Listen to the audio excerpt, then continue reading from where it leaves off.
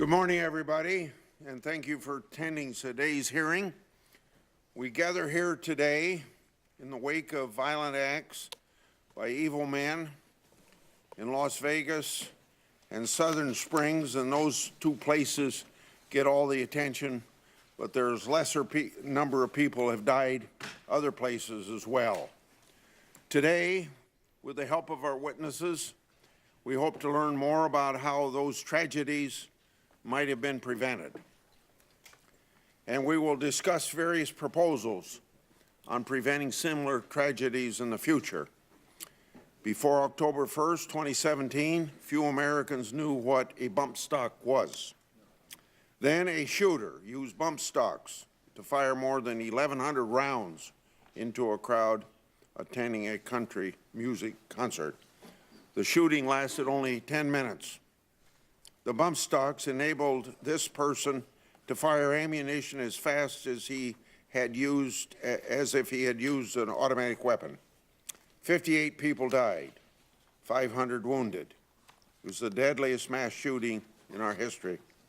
Our laws prohibit the manufacture of machine guns. For decades and decades, that's been the case, and greatly restrict their sale. But during the Obama administration, the AFT determined that bump stocks are legal. A number of members of Congress, led by Senator Heller of Nevada, recently wrote the ATF to ask it to revisit its decisions.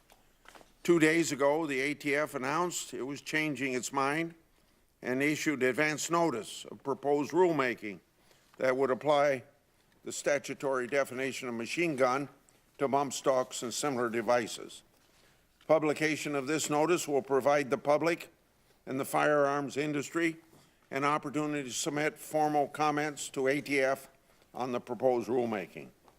We do not have any proposed regulatory text before us today, but I think the committee deserves to know why the ATF decided that its classification of bump stocks during the previous administration was incorrect. It is also important for the committee to understand how ATF is now proposing to interpret the statutory definition of machine gun. Under current case law, the courts may give deference to the agency's interpretation of statutes governing firearms. Depending on the ATF's interpretation, Congress might wish to weigh in. Today, we will also have a discussion about the National Institute Criminal Background Check System, commonly known by the acronym NICS.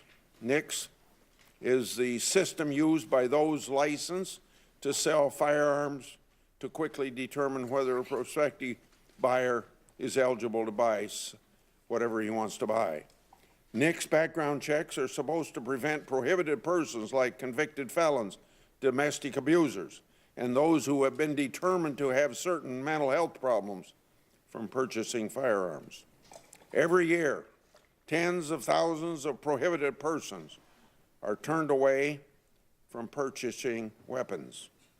But for NICS to keep weapons out of the hands of dangerous individuals, federal and state agencies must swiftly and must accurately report information on prohibited persons. Unfortunately, this does not always happen as it should. The Sutherland Springs shooting was carried out by an individual who should not have been able to purchase a firearm. While in the Air Force, Devin Kelly was court-martialed for domestic violence. He served prison time and was discharged from the Air Force for bad conduct. But because his information was not entered into the NICS system, as the law requires, Kelly was able to purchase 4 weapons after his release from prison, including the weapon he used in the Sutherland Springs shooting. Kelly killed 26 people attending Sunday services at the First Baptist Church there in Sutherland Springs and wounded 20 more. In the days following the shooting, the Air Force acknowledged its role in failing to report Kelly's conviction to the FBI. The Air Force's failure to comply with NICS reporting standards is inexcusable, but I do appreciate the way the Air Force has moved to accept responsibility for their mistakes, and I look forward to learning more about the steps the Air Force is taking to make sure that every prohibited person is reported to the FBI. NICS reporting issues are not limited to the Air Force, however. Reports on NICS in 1997 and 2015 showed severe reporting problems across the Department of Defense. A report released by the Department of Defense Inspector General just 2 days ago shows that from 2015 to 2016, more than 30,000 of convictions in the Department of Defense were not reported to the FBI. Other federal agencies and states can also improve their NICS reporting. I was pleased to hear that my former colleague, Attorney General Jeff Sessions, ordered a federal review of NICS by the FBI and ATF to ensure that all federal agencies are reporting all required information into NICS. As far as states are concerned, some progress in NICS reporting has been made in recent years, especially in areas of reporting mental health records. But some states, even those represented by members of our committee, such as Rhode Island, Vermont, Hawaii, and Louisiana, continue to lag behind.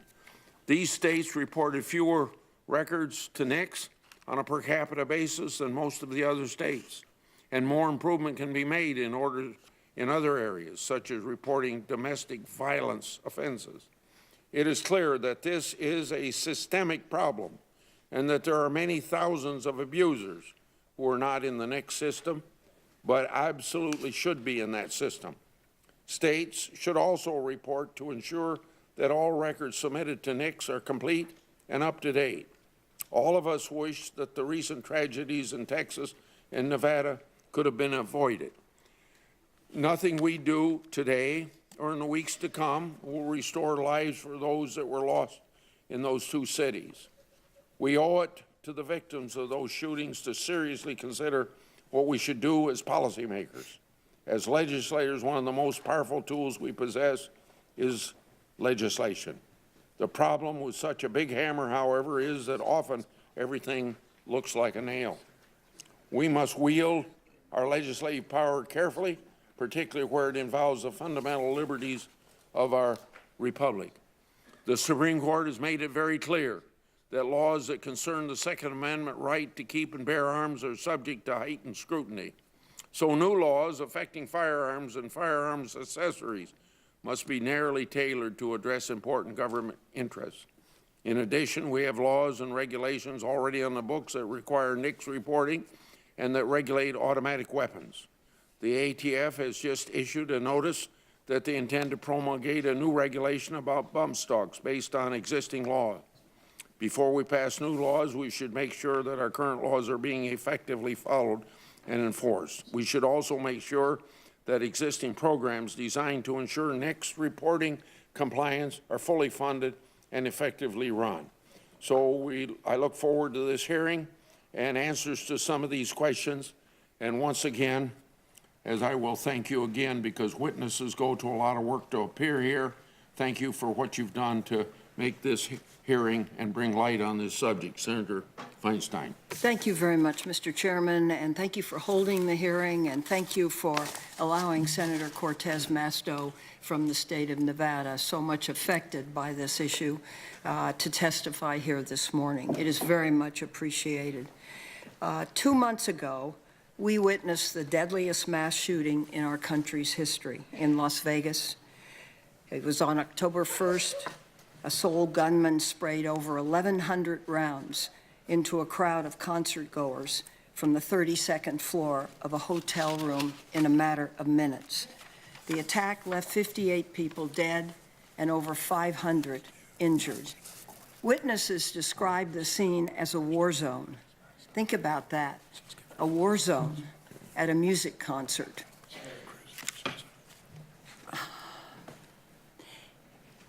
This was conducted by one 64-year-old man with a vast arsenal of weapons.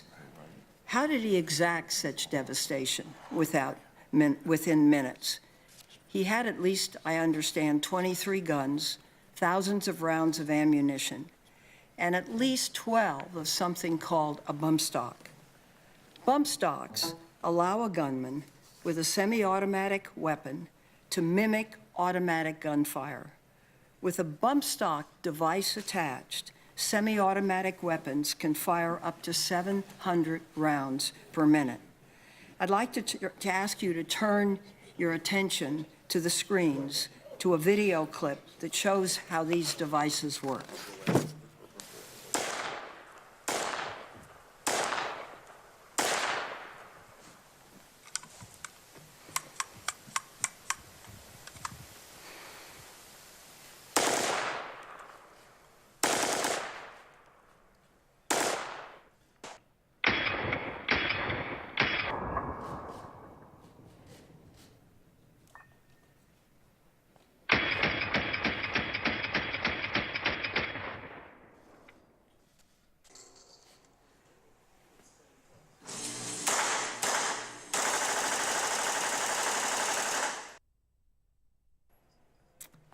Machine guns and guns with automatic fire are already banned under federal law.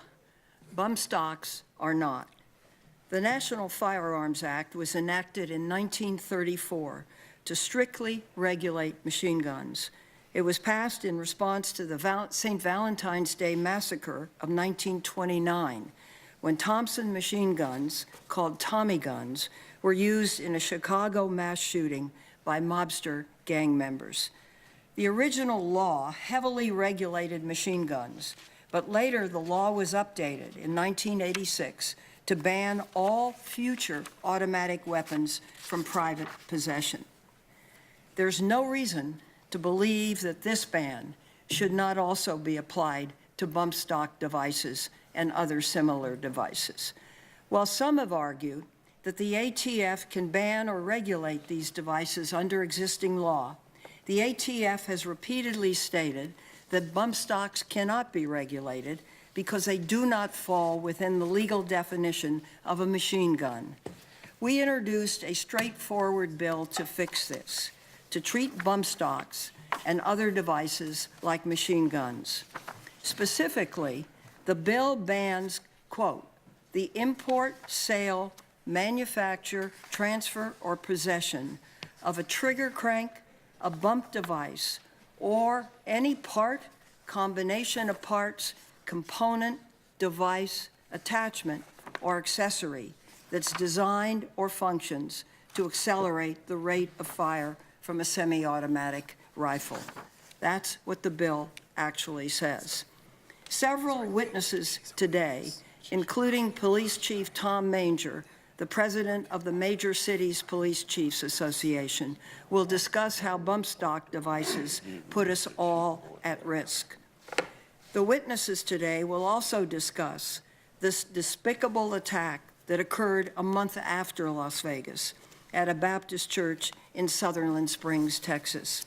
There, a convicted domestic abuser who was able to pass an FBI background check and obtain 4 guns, brutally murdered 26 people, with victims ranging from 18 months old to 77 years old. I understand one was a pregnant woman with a boy child. It was an act of pure evil. We were all devastated and infuriated to find out that the FBI background check missed the gunman. He should never have been allowed to get those guns. The Air Force failed to provide the FBI background check system with records indicating he assaulted his wife and infant stepchild while in the Air Force. And I must say that I had a very fine call from the Secretary of the Air Force yesterday, and she has taken, I think, very effective action, which I think she'll outline later this morning. So this is all unacceptable. I understand that we need to look forward to the future. I also understand that it was almost 5 years ago to the day that America witnessed the tragic shooting of elementary children and their teachers at Newtown, Connecticut. And Mr. Chairman, I just want to take this opportunity before I end to acknowledge the fact that there are large numbers of people here today in this audience who have been affected by gun violence.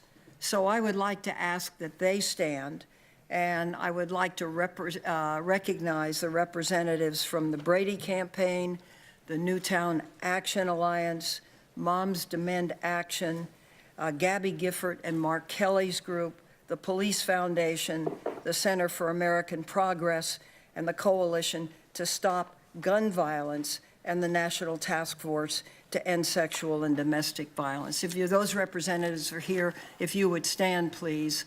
We'd like to give you a round of applause and thank you for attending this hearing.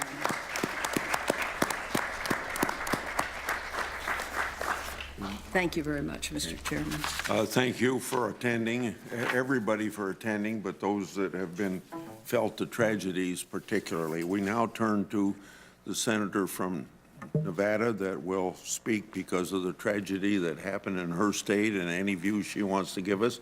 Then we will hear from Senator Cornyn, and if both senators from Texas want to speak about the tragedy in their state, we'll do that, and then we'll go to our second panel. You're our first panel, so please, Cortez Marstal, go ahead. Chairman Grassley, Ranking Member Feinstein, thank you for holding this hearing and for allowing me the opportunity to testify. Our subject today is difficult, but it is also incredibly important. On October 1st in 2017, my hometown, where I was born and raised, Las Vegas, experienced a tragedy. 58 innocent people were murdered and more than 500 were injured after a gunman rained down fire at the Route 91 Harvest Festival. This event now has the sad distinction of being the worst mass shooting in modern American history. The human cost of this atrocious crime is incalculable. Hundreds of people lost loved ones, and those who survived must not only heal from physical wounds, but cope with the mental scars. As members of the Senate Judiciary Committee, you are in a unique position to take the first steps to end these senseless massacres. I ask the senators of this committee to be brave and do what's right for the victims and survivors of Las Vegas, Sutherland Springs, Sandy Hook, Aurora, and the countless communities that want to see common sense reforms. I will never forget the stories I heard walking through our hospitals and meeting with victims and our first responders. Entire emergency room and hallway floors stained with blood. A recovery room in one of our hospitals turned into a makeshift morgue. A victim's phone ringing continuously with calls from her father, who would soon learn she would never be coming home. There is one life story cut short for each of the 58 people killed that night. We have come to learn their stories of sacrifice, courage, and love. We have also learned the thousands of stories from those in the crowd who did not hesitate to help others. They are our true heroes. Stories like that of Heather Goose, who is here today and you will hear from. But I also want to recognize two other survivors of the October 1st shooting who are here, Heather Brown Salon and Christine Correa. Lives were saved because stranger helped stranger. There were helpers like Jonathan. Despite receiving a gunshot wound to the neck, Jonathan saved the lives of 30 people by leading them out of the venue and aiding them in taking cover. Other helpers like Tammy, an Iraq War veteran, stayed behind to help victims on the ground. Tammy used her ER nursing experience to triage those who were immobile because of their injuries. Despite her best efforts, Tammy couldn't save one young woman and had the heartbreaking task of telling a mother that her daughter was dead. Tammy said, and I quote, "I'll never forget that girl's face. I had to tell the mom that her daughter had gone." As a lifelong Las Vegan, I have never seen such a profound community response as I saw in the hours, days, and weeks after the shooting. I continue to be amazed at the strength and the spirit that will help us move forward. Following this terrible event, I have focused on working with my colleagues on reforms that would stop tragedies like this from happening again. As members of this committee are aware, the mass shooting in my hometown was made more lethal because of a firearm accessory referred to as a bump stock.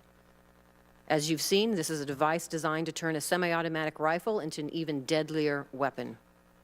I welcome the testimony today on these accessories. I believe what we hear today will confirm that these devices should be kept off our streets. I am proud to co-sponsor Senator Feinstein's Automatic Gunfire Prevention Act, a bill that would outlaw bump stocks and similar accessories. I believe we must pass this legislation so the law is clear. Bump stocks do not belong in our country. We cannot and should not wait to do this through a lengthy rule-making progress that could take years. The victims of the October 1st massacre and all Americans need action now. I also welcome a discussion on the ways we can improve the National Instant Criminal Background Check System.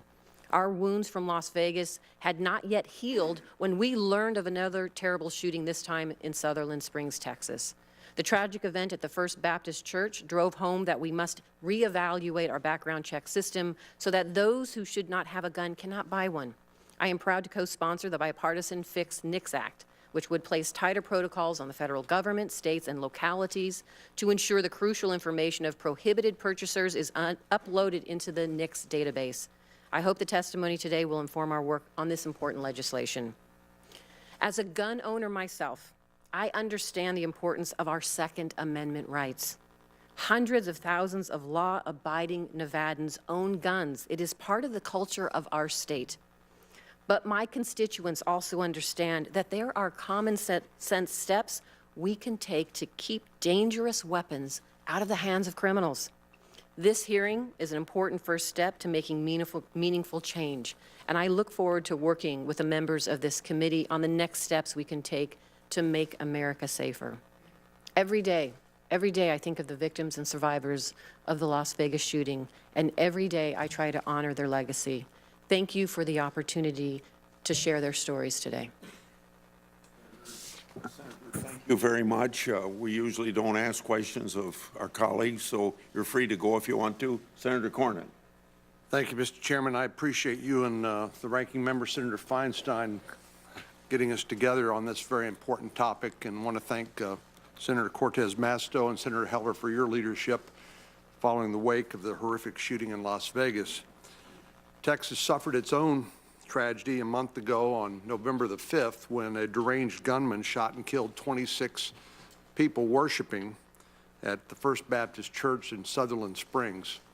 As Senator Cruz and I learned when we went down to Sutherland Springs, the gunman actually shot through the walls, the exterior walls of the church while people were worshiping inside, and then entered a side door to shoot the wounded in the head and otherwise in their lives. It was a horrible and horrific experience.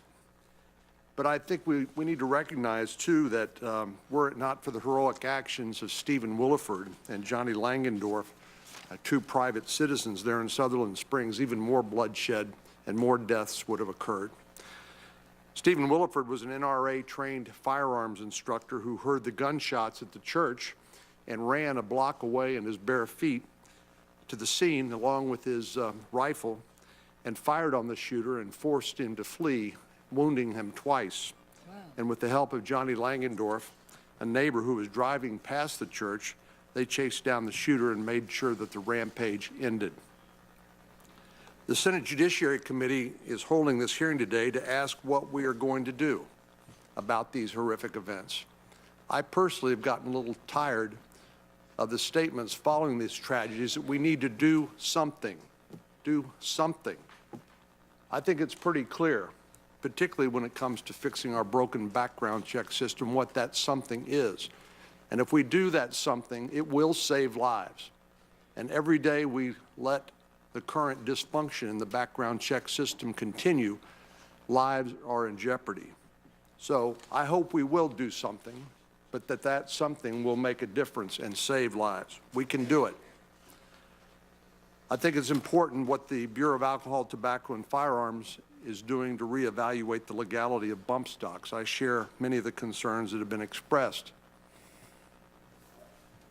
Shortly after the shooting, we learned that in Sutherland Springs, we learned that the shooter had a significant criminal history of domestic violence and mental illness that should have prevented him from purchasing firearms. He simply lied when he purchased these firearms from a federally licensed firearms dealer, but because the information had not been uploaded by the Air Force into the NICS background system, it simply wasn't available to prevent him from purchasing these guns. I appreciate General Goldfein and the Secretary of the Air Force, his response.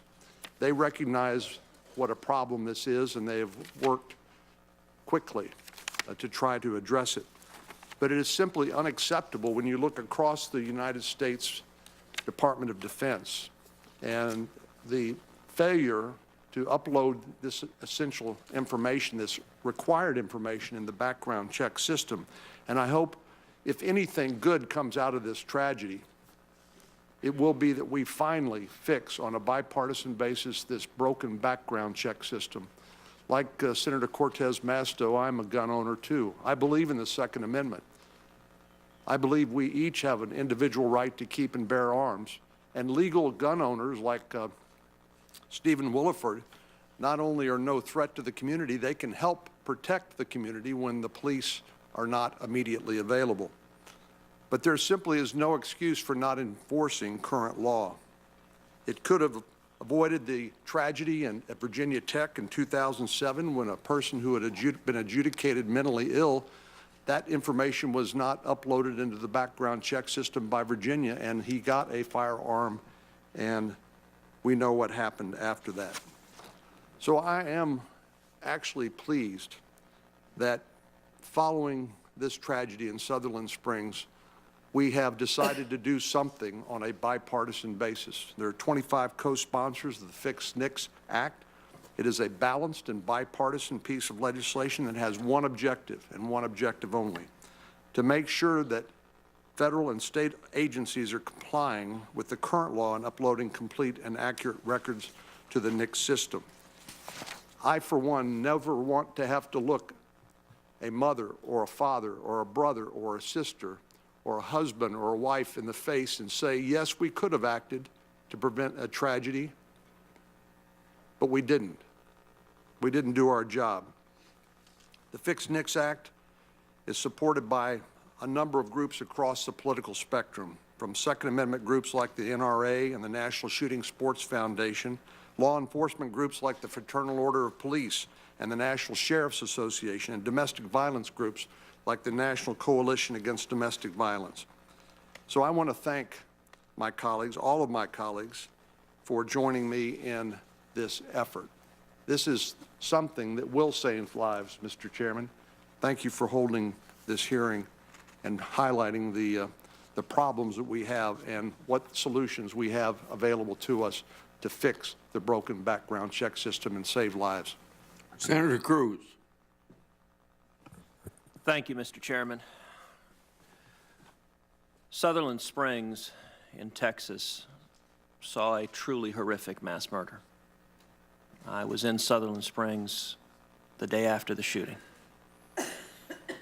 I stood in that sanctuary where over 450 bullets had been fired, pews overturned, shattered glass, pools of blood, as those who had come that Sunday morning to worship hid in fear and terror while a deranged lunatic walked down the center aisle of a small country sanctuary and systematically executed every man, woman, and child he saw with a rifle shot to the head, shooting as young as 18 months old. I've spent time with the pastor and his wife who lost their 14-year-old daughter, holding them, crying with them, praying with them. I've spent time with the victims. One individual lost 8 members of his family, including his parents and his wife and his unborn child. One little girl who's 7 saw 2 of her siblings murdered right in front of her. Heidi and I have a 7-year-old daughter at home. I don't know how that precious girl moves on from that tragedy. One of the shooting victims, when I visited him in the hospital at Brooks Army Medical Center, He had a ventilator on, his right arm was badly shot up, but he could write with his left hand, and he wrote in scraggly text, "Don't blame God. This is evil." We saw the face of evil in Sutherland Springs. It's the most horrific thing I've ever seen in my life. We also at the same time saw incredible bravery. Stephen Williford, a neighbor who lived a block away, his daughter called him and said, "Someone is shooting at the church." Stephen Williford ran to his gun safe. He pulled out his rifle, an AR-15, and he ran a block to the church, barefoot, didn't bother to put on his shoes. He sheltered behind a pickup truck.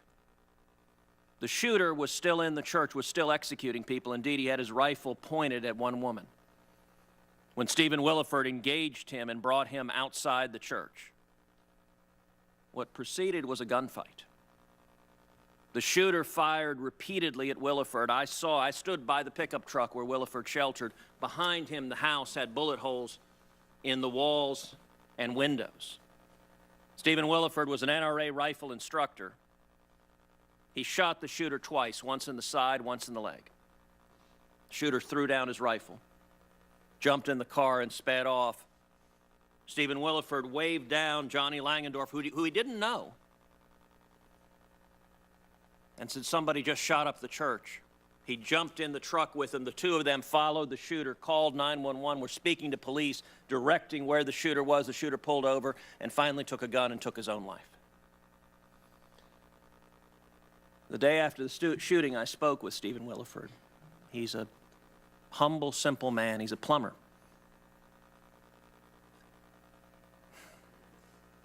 Media has descended upon him. He is not interested in the media attention at all. What he said that next day, he said, "Look, I'm not a hero. I don't know why people are using words like that." He said, "I was scared out of my mind. I was terrified." My response, I said, "Mr. Williford, courage is not the absence of fear. Courage is acting in the face of fear." And I'll tell you what a half dozen law enforcement agents told me that day on Monday, and then I was back there all day Wednesday of that week. And they said the same thing. Had that individual citizen not engaged, not risked his life, many more people would have been murdered that day. Now, Congress, in the wake of this, naturally asks, what can we do? I can tell you what multiple survivors of Sutherland Springs said to me when I met with them. Over and over again, they volunteered, said, the answer to this is not gun control. One woman, a mom whose son was in surgery, said, you know, we all had our guns. We just left them in the car. We left them in the car out of respect for the church. She said, if any one of us had brought our guns in, this madman would have been stopped. The answer, I believe, is not in restricting law-abiding citizens. Law-abiding citizens like Stephen Williford, whose heroism saved lives that day. The answer instead is stopping criminals and madmen from getting guns. And the thing that is infuriating is this shooter, it was illegal for this shooter to have a firearm. Existing federal law, it was illegal, and the reason he had a firearm is the federal government screwed up. In 2013, Chairman Grassley and I joined together in introducing legislation, Grassley-Cruz, voted on the floor of the Senate, got the most bipartisan votes of any of the comprehensive legislation voted on. A majority of the Senate voted for Grassley-Cruz, 52-48. 9 Democrats voted for it. What did Grassley-Cruz do? It directed the federal agencies go through, review criminal convictions, and get them in the next database. Directed the Attorney General, make sure the agencies have complied. If it had passed, the Air Force should have caught this conviction and reported it to the database. And it also directed the Department of Justice prosecute the felons and fugitives who try to illegally buy firearms. Stop ignoring these as paperwork offenses. If a felon comes in and lies and tries to illegally buy a firearm, put him in jail. In April of 2016, this shooter went into an academy, lied on the form, purchased a gun, and if Grassley Cruz had passed, he should have been prosecuted, put in jail, and if he was in a federal jail, he never would have murdered anyone in Sutherland Springs. We need to stop criminals from getting guns. Thank you, my colleagues. Will the four people on the first panel come forth? And before you sit down, I would like to enter an oath, and then I'll introduce you.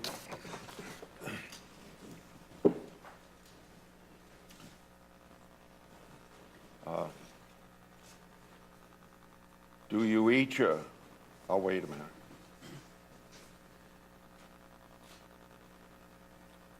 Do you each affirm that the testimony you're about to give before the committee will be the truth, the whole truth, and nothing but the truth, so help you God? Each have affirmed.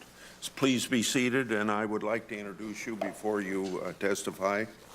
We have Dr. Heather Wilson, the 24th Secretary of the Air Force, hence responsible for the affairs of that department, including organizing, training, equipping, providing for welfare of nearly 660 active duty, Guard, Reserve, and civilian forces.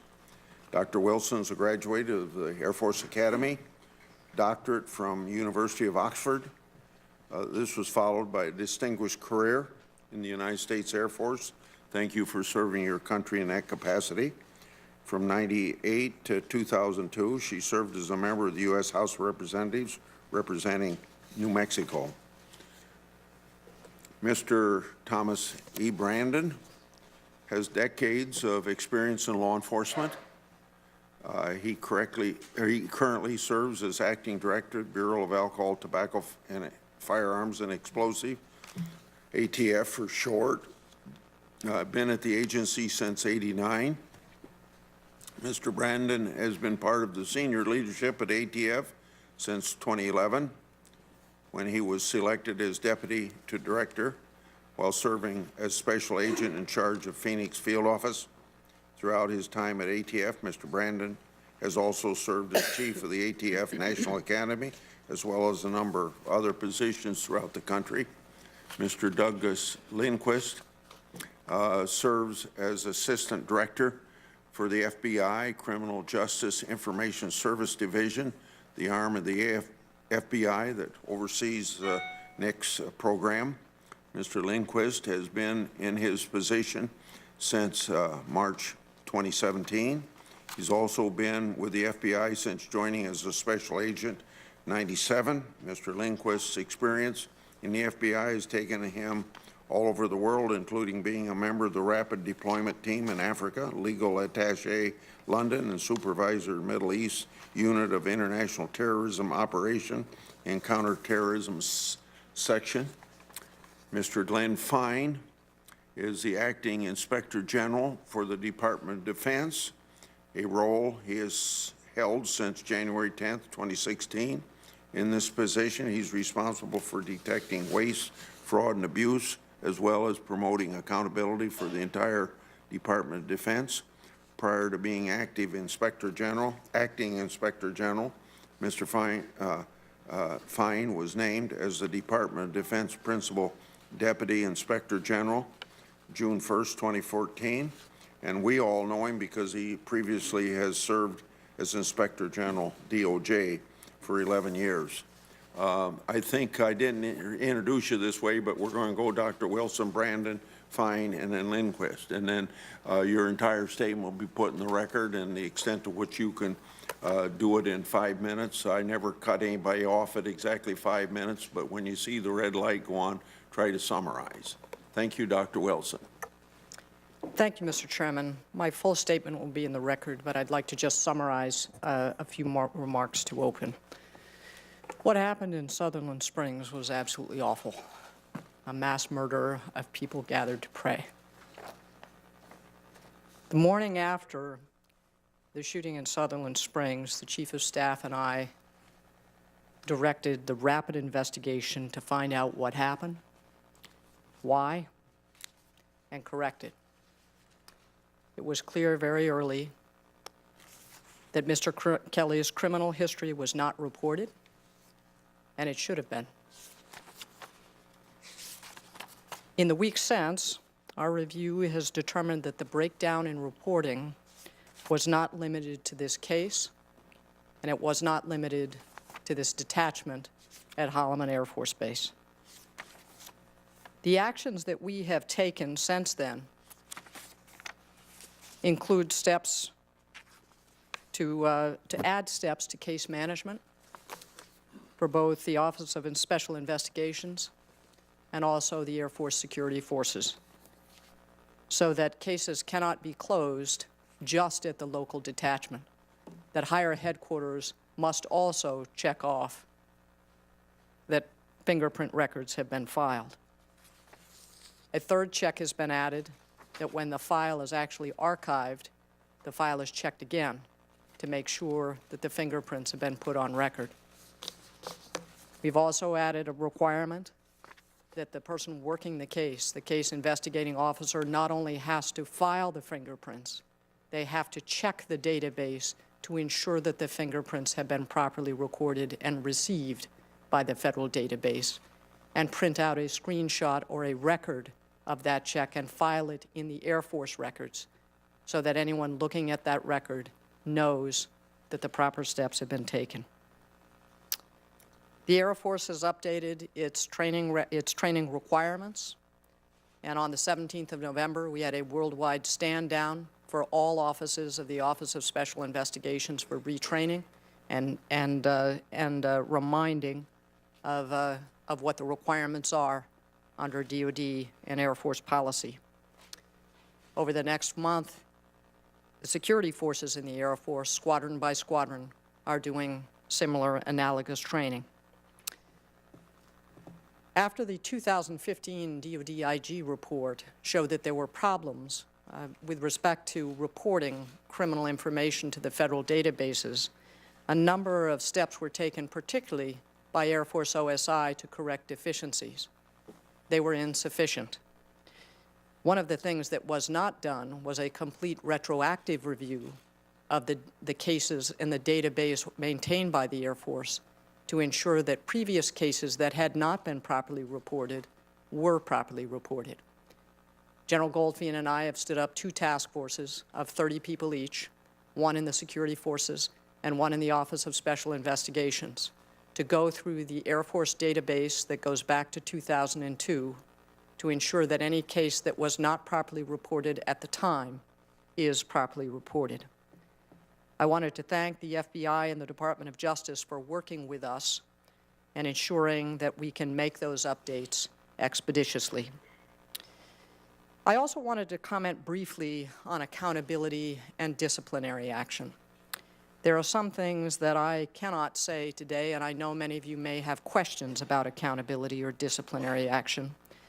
When all of the facts are compiled and there is a final report, commanders, with the advice of counsel, will make decisions about any accountability or disciplinary action.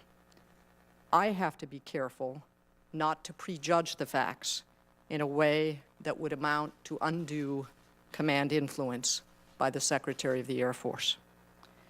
There are still things that we have to do. We believe that it'll take between 4 and 5 months to complete the database review that we have directed by these 2 task forces. We know that in Air Force security forces, we need more electronic fingerprint machines so that every detachment of security forces has the modern tools that will make it more likely that fingerprints will be accepted. We have directed annual audits for compliance, including one within the next 12 months, to ensure that fixes have been made and are taking hold. We have also directed a 30-day review by the Chief Data Officer of the United States Air Force. One of the factors in this situation is that we're dealing with 4 government agencies, no less than 10 databases, and 5 title codes. It is a largely manual system, and it is labor-intensive. We'd like to know from our Chief Data Officer whether there are ways to improve this system electronically. We are also feeding information to the Department of Defense Inspector General's review, which is looking at the department as a whole and cooperating with our colleagues, providing information on what we have learned to our sister services. And finally, we have asked the Air Force Inspector General not just to look at reporting in this way, but what other kinds of reports are required, and to make sure that we are complying with those as well. I look forward to answering your questions. Thank you, Madam Secretary. Now, Mr. Brandon. Well, Mr. Chairman, Ranking Member Feinstein, and distinguished senators on the Senate Judiciary Committee, thank you for giving me the opportunity to appear before you today.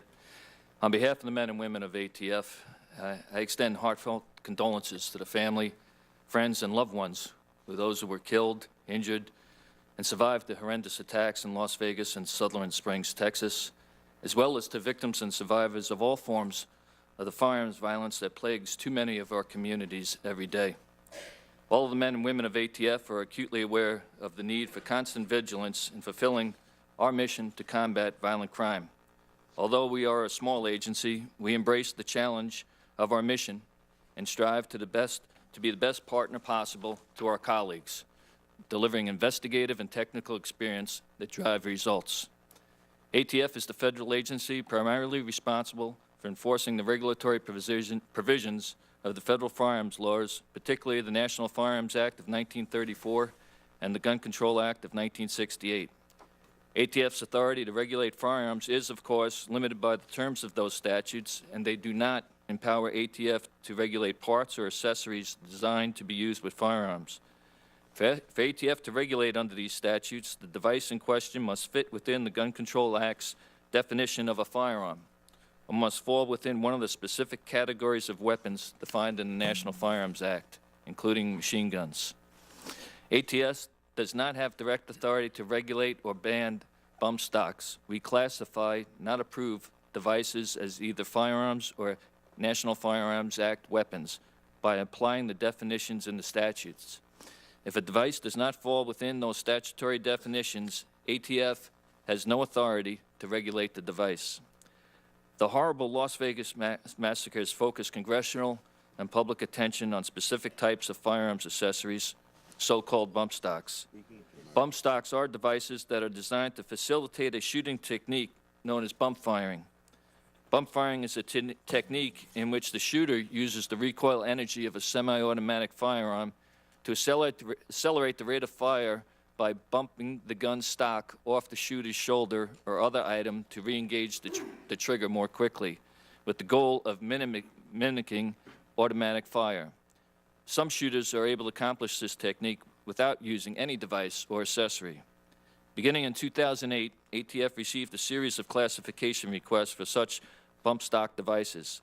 We have classified most of these to be a firearm accessory that are not subject to NFA regulation, either because the devices shot only one bullet per pull of the trigger, or because the devices did not appear to initiate a full automatic firing cycle.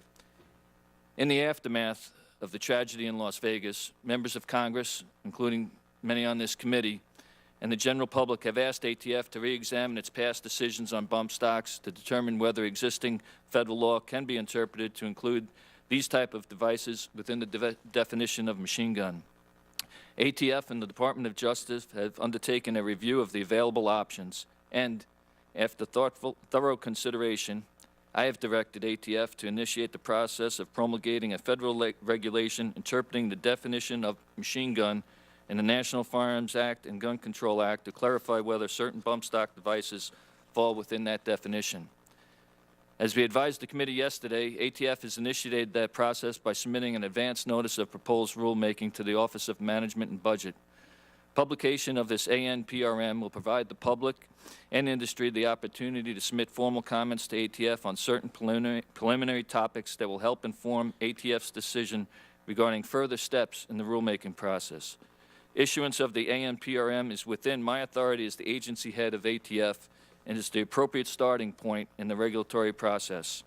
I fully appreciate the desire of the public and Congress that this process move quickly, and I assure the committee that ATF will work tirelessly to complete the process as soon as possible.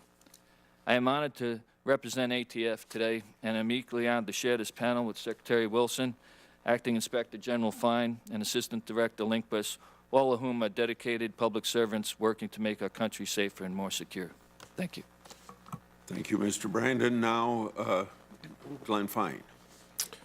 Chairman Grassley, Ranking Member Feinstein, and members of the committee. Thank you for inviting me to testify about the DoD Office of Inspector General's reviews regarding the DoD's submission of criminal history information for entry into FBI databases. I have appeared before this committee many times in a prior capacity as the Inspector General of the Department of Justice for 11 years, from 2000 to 2011. Today, I appear before you again in a different capacity as the head of the DoD OIG this time, which I have led since January 2016. Unfortunately, this hearing arises in part from the tragic events of November 5th, 2017, when a former Air Force member, Devin Kelly, shot and killed 26 individuals at the First Baptist Church in Sutherland Springs, Texas. At the request of the Secretary of Defense, the DoD OIG agreed to investigate what happened with regard to Mr. Kelly's criminal history records, and also to review more broadly the policies, practices, and procedures regarding when appropriate information is submitted by DoD law enforcement agencies for entry into FBI databases. The OIG has begun that investigation and review.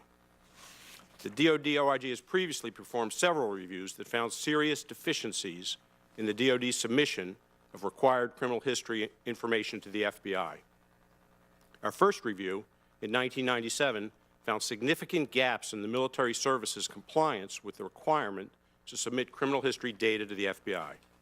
In addition, other previous DoD OIG evaluations examined the handling of specific types of investigations by military service law enforcement organizations, such as sexual assault investigations, or the handling of specific types of evidence, such as DNA.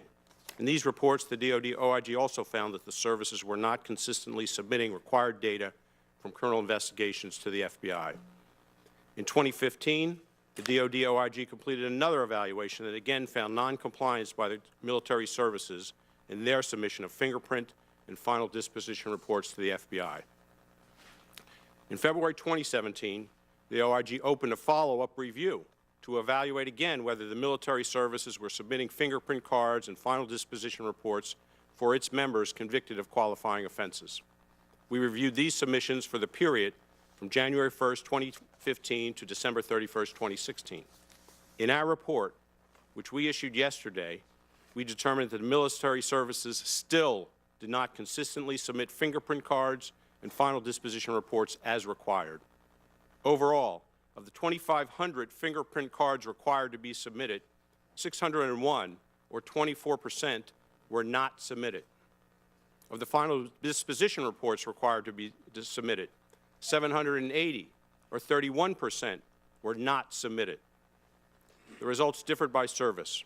The Army, Navy, and Marines failed to submit many such fingerprint cards and final disposition reports. The Air Force performed better, but still had many missing fingerprint cards and final disposition reports. Our report made a series of specific recommendations to address these serious deficiencies and to ensure that all fingerprint cards and disposition reports be submitted as required. We also recommended that the DoD take prompt action to institute oversight controls to verify compliance in the past and in the future, and also to ensure that such compliance is included in military service Inspector General inspections. Finally, we recommended that the DoD also ensure that other required investigative and criminal history information, such as criminal incident data and DNA samples, has been submitted for inclusion in FBI databases. The Secretaries of the Army, Navy, and Air Force, the Deputy Chief Management Officer, and the Undersecretary of Defense for Intelligence all concurred with our recommendations. They also described actions they have begun taking and steps they intend to take to fully implement the recommendations. In conclusion, the DoD OIG has repeatedly found deficiencies with military services submission of required fingerprints, final disposition reports, and other criminal history information to the FBI. It is critical that the DoD fully implement our recommendations to correct past deficiencies and prevent future lapses in reporting.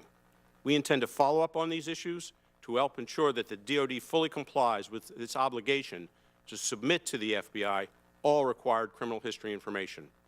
That concludes my statement, and I look forward to answering any questions. Thank you, Mr. Fine. Now, Mr. Lindquist. Good morning, Chairman Grassley, Ranking Member Feinstein, and members of the committee. I thank you for this opportunity to appear before you to discuss the Federal Bureau of Investigation's National Instant Criminal Background Check System, or NICS. The Brady Handgun Violence Prevention Act of 1993 requires federal firearms licensees, or FFLs, to use the NICS to determine whether a prospective firearm transfer would violate state or federal laws. The NICS is a computerized system designed to supply information to determine if a person is disqualified from possessing or receiving firearms by conducting a search of available records in 3 national databases. These databases are the National Crime Information Center, or NCIC, which contains information on wanted persons, protection orders, and other persons identified as relevant to the NICS searches. The Interstate Identification Index, or III, which accesses criminal history records, and the NICS indices. The NICS indices includes individuals who have been determined to be federally or state prohibited from possessing or receiving a firearm when disqualifying information may not be available through the NCIC or III databases. Since 2010, the NICS has experienced a steady increase in the volume of background checks. The last 3 years have been record-setting. This past Black Friday was the highest volume day in NICS history. On that one day, NICS processed over 203,000 transactions, an increase of 17,000 over the most recent single-day record just last year. In calendar year 2016, the NICS processed over 27.5 million transactions, its highest volume ever. Even with the record numbers, the NICS staff continues to maintain an immediate determination rate of over 90% on firearms transactions to the FFLs. The vast majority of records needed by the NICS should be available in the III or NCIC databases, which, by the way, are the backbones of national law enforcement in this country.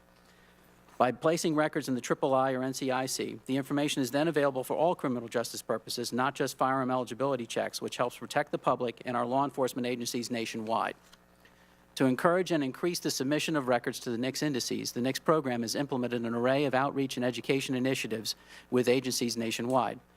The NICS program is a dedicated team providing continuous support to local, state, tribal, and federal partners to help them assess what records qualify for NICS purposes and provide technical support in entering and maintaining information within the NICS indices. On the federal side, the FBI continues to work with federal agencies to help identify and report relevant records, and these efforts have led to a significant increase in the amount of information available to the NICS. Additionally, the FBI has also partnered with the U.S. courts to receive dispositions electronically for adjudicated individuals under federal supervision. Another area of focus for the NICS is improving the completeness of state, territorial, tribal, and federal criminal history records contained in the III. The CJIS Division conducts teleconferences, provides presentations, and holds meetings with state, territory, tribal, and federal agencies to address the methods available to provide dispositions, challenges the partners may be having, and developing ways to overcome those challenges. Every opportunity is taken to emphasize the national need for updated, timely dispositions and provide awareness on how to submit them. The FBI works proactively with our criminal justice colleagues to make resources and information available to agencies working to improve their disposition reporting. Recently, the Attorney General directed the FBI to work with Department of Defense and ATF to increase reporting to the NICS. We look forward to accomplishing this important work. We all want to ensure that the NICS has access to accurate and complete information so it can do its job to protect the public and keep firearms away from those who should not have them.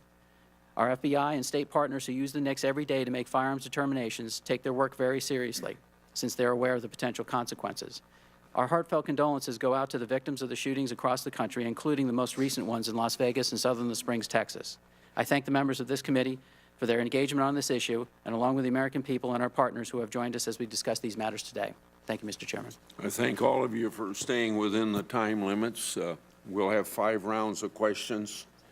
I'm going to start with Director Brannon.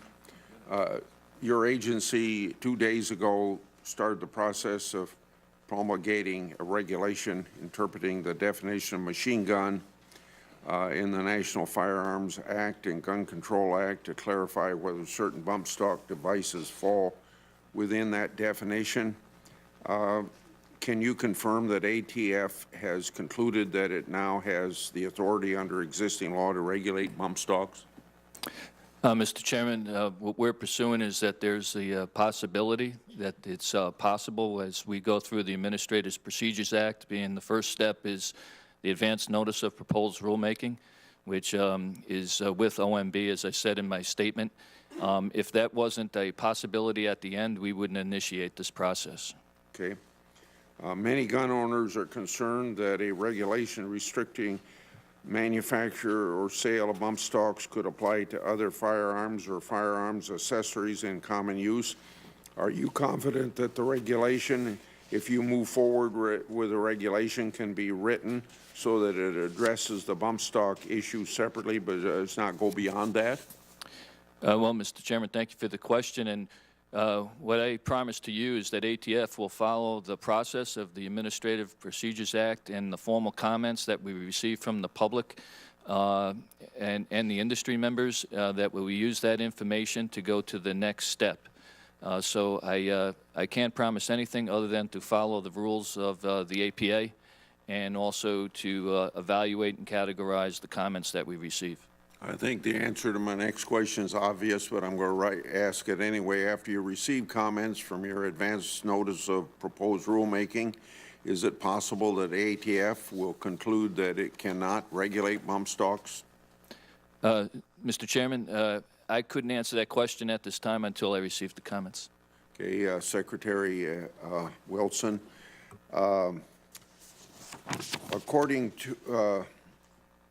according to the most recent DOJ-IG report, the Air Force security forces failed to properly report 60% of its cases to NICS, whereas Air Force Office of Special Investigations only failed to report 2%.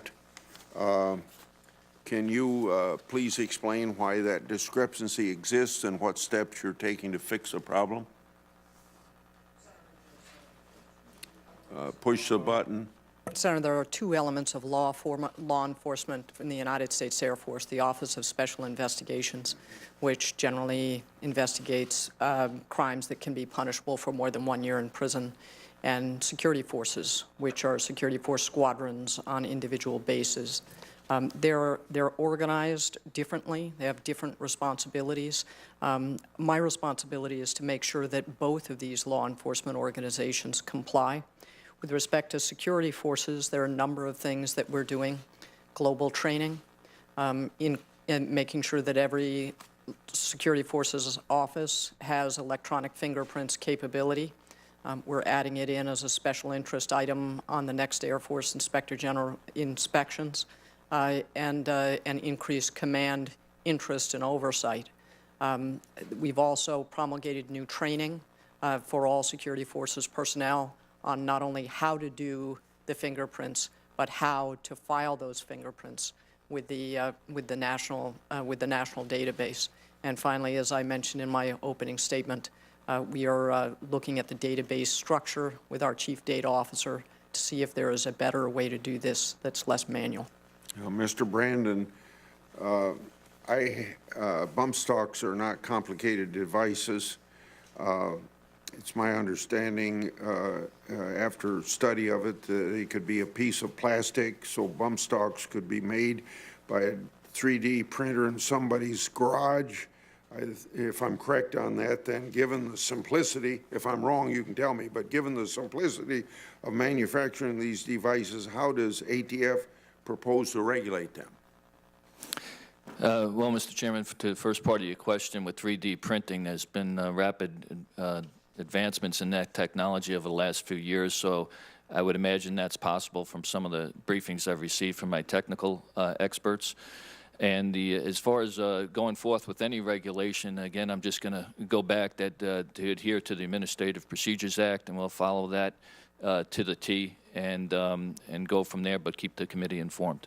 I got 3 seconds left, so I can start my question. Mr. Fine, the Inspector General for the Department of Defense recommended in 1997 and 2015 that DOD needed to take steps to improve its NICS reporting and to comply with federal law and DOD regulations. And yet, in a report issued just 2 days ago, it appears that in 2015, 2016, 31% of the DOD records were not being reported to the FBI. So why has the Department of Defense failed to do a better job? Senator Grass, I think there's a variety of issues. I think there was, as Secretary Wilson talked about, inadequate training, inadequate verification. They didn't take these recommendations as seriously as they should have. There are a lot of people involved with this, and they should have been more conscientious in making sure that everyone knew the requirements, and complied with the requirements. I think there are steps that need to be taken, some of which Secretary Wilson has mentioned, but there needs to be focused attention on this. There needs to be someone responsible for it, and they need to have dedicated effort to make sure that this is fixed service-wide. Okay. Senator Feinstein, I'm going to call on you now, and I'm going to step out just for a minute. If I'm not back, would Senator Cornyn take over as her 5 minutes are up? Go ahead. Thank you. Thank you, Mr. Chairman. And Director Brandon, I just want to thank you and all your people. ATF, I've learned over the past 25 years, has a very hard job, and I thank you and your people for doing it. When ATF is given information that a prohibited person has failed a background check and has likely lied on the background check form, and I'm talking about Form 4473, what is the process, if any, by which FBI or ATF alerts local law enforcement? Well, first, Senator Feinstein, again, I appreciate your support to ATF and also your genuine concern for public safety. I realize half the victims from Las Vegas came from California, as I understand it, so I thank you for that. My understanding is with the FBI, through their NICS process, it's entered into NCIC when someone doesn't pass and is denied, and I would refer to my colleague, Assistant Director Lindquist, possibly to answer that question regarding notifying local law enforcement. I will ask Director Lindquist right now. Can you answer that question, sir? Ma'am, if I could get back to you on that one, I will check on that to verify, but I believe it is entered in NCIC. Okay, and that's important to me. I just want you to know that.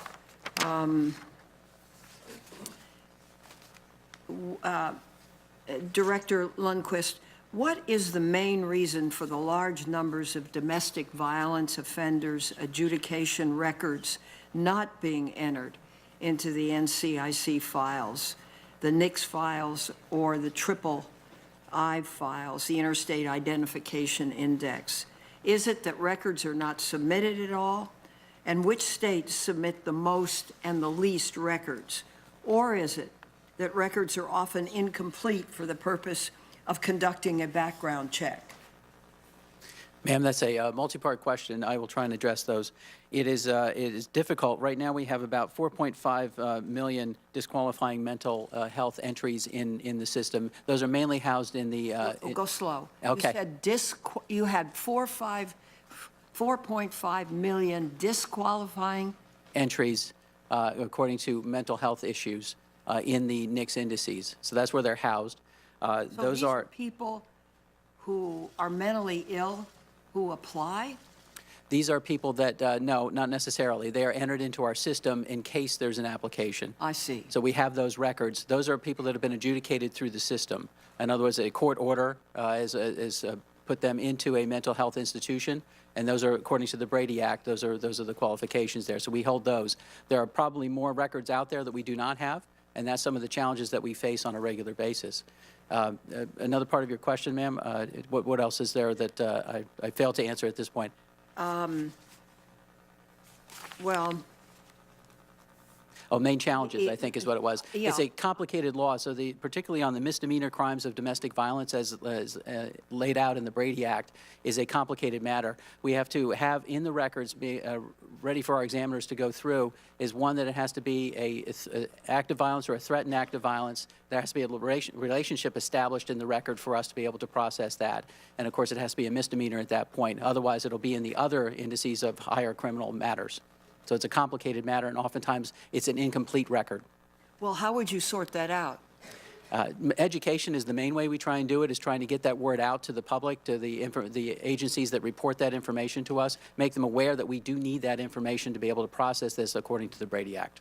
And you do that? Yes, ma'am, we do. Okay.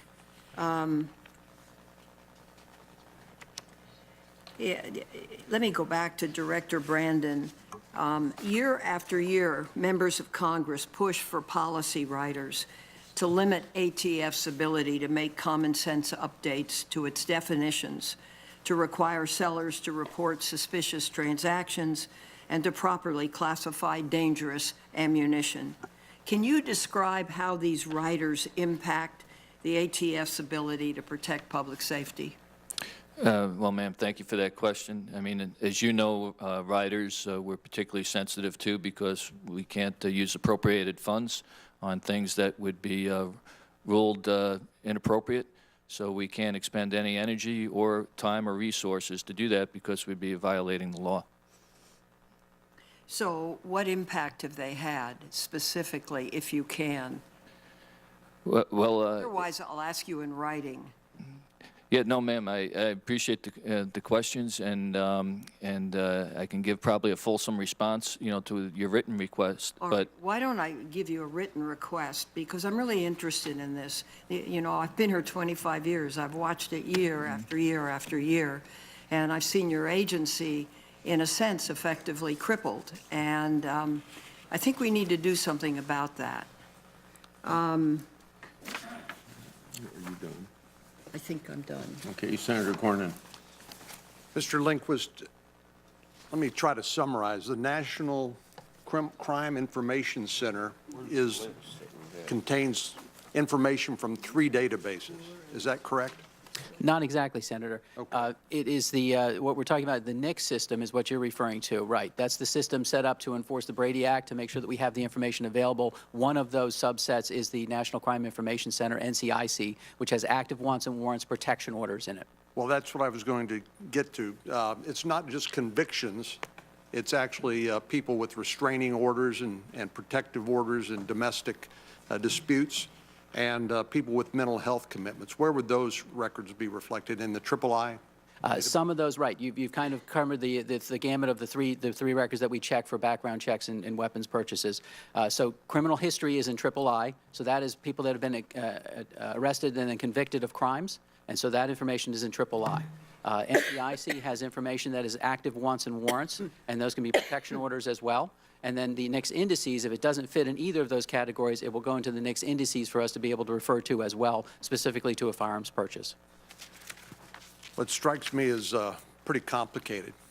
It seems that way at first. I've learned to work with this. Our law enforcement partners, the 18,000 law enforcement agencies nationwide, the backbone of the system that they use, the trooper, the officer, or the agent that has someone pulled over on the side of the road, the first thing they're checking is NCIC. That system is there for their use to make sure that they know who they're dealing with. Are they actively wanted for a crime? And then they check, oftentimes we'll check III to find out if they have a criminal history.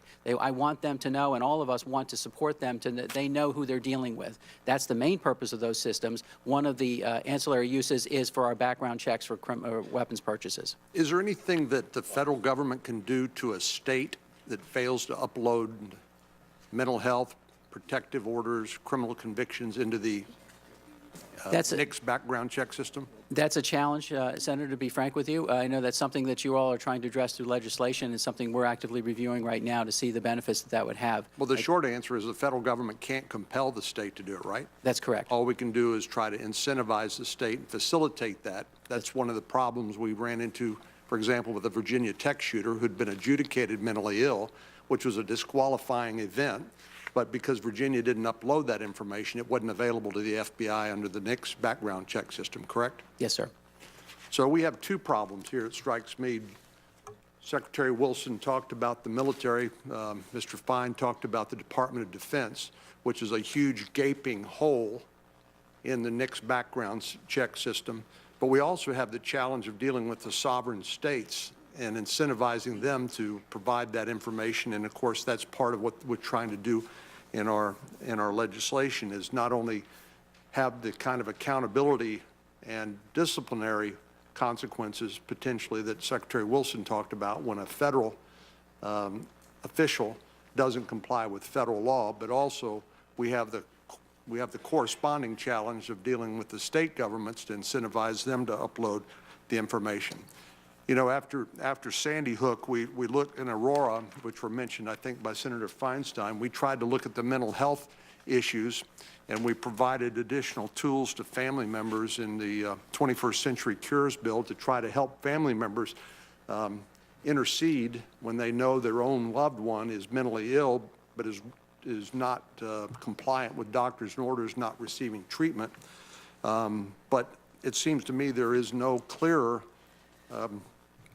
cause and effect between tragedy and the potential prevention of that tragedy, then improving the background check system. But as you've described it, it's exceedingly complex because it's not only criminal convictions, it's domestic violence, protective orders in divorce cases, custody disputes, and it's mental health commitments. We just simply have to do better. So, Secretary Wilson, I know that you can't comment on the potential results of a pending investigation because of the issue of undue command influence in an investigation there. But what can, setting this case aside, what can the military do? What can the Department of Defense do to make sure that our commanding officers, the people responsible for overseeing the people who actually implement this process in the Air Force and the Department of Defense, actually do their job? Is it possible for us to, Congress, to make sure that this has a negative impact if their commanding officer doesn't do their job, that they don't get promoted, that their career can be ended? I think we need to have some means of enforcing this. As you said, accountability and discipline. What would you suggest? Senator, one of the things that we have put in place is checks at different levels of command so that it is more likely that if there is a failure to file a fingerprint card, that the next level of command will be able to see it. Because as you close the case, you can't just close it at a local detachment. The regional commander has to look at and close that case and say, yes, this has been done. With respect to future accountability, or how do we make sure that this doesn't happen again and that the system is fixed, I think one of the most important things is making it a special interest item on Inspector General's investigations when we go out to commands to do command reviews, and then that within the next 12 months, the Air Force Audit Agency is going to audit to see are the results showing up from the actions we've taken. Senator Leahy. Thank you, Mr. Chairman. You know, this hearing is important, but doesn't begin to address all the problems. I know I'm glad we're having it. I held 4 hearings between 2013 and 2014 on gun violence and the rest. We had a number of pieces of legislation which passed the Senate as a result of that, but nowhere in the House. And unfortunately, we haven't had any looking at this since. But one of the things we found out in those hearings, and I'll direct this to you, Director Brandon,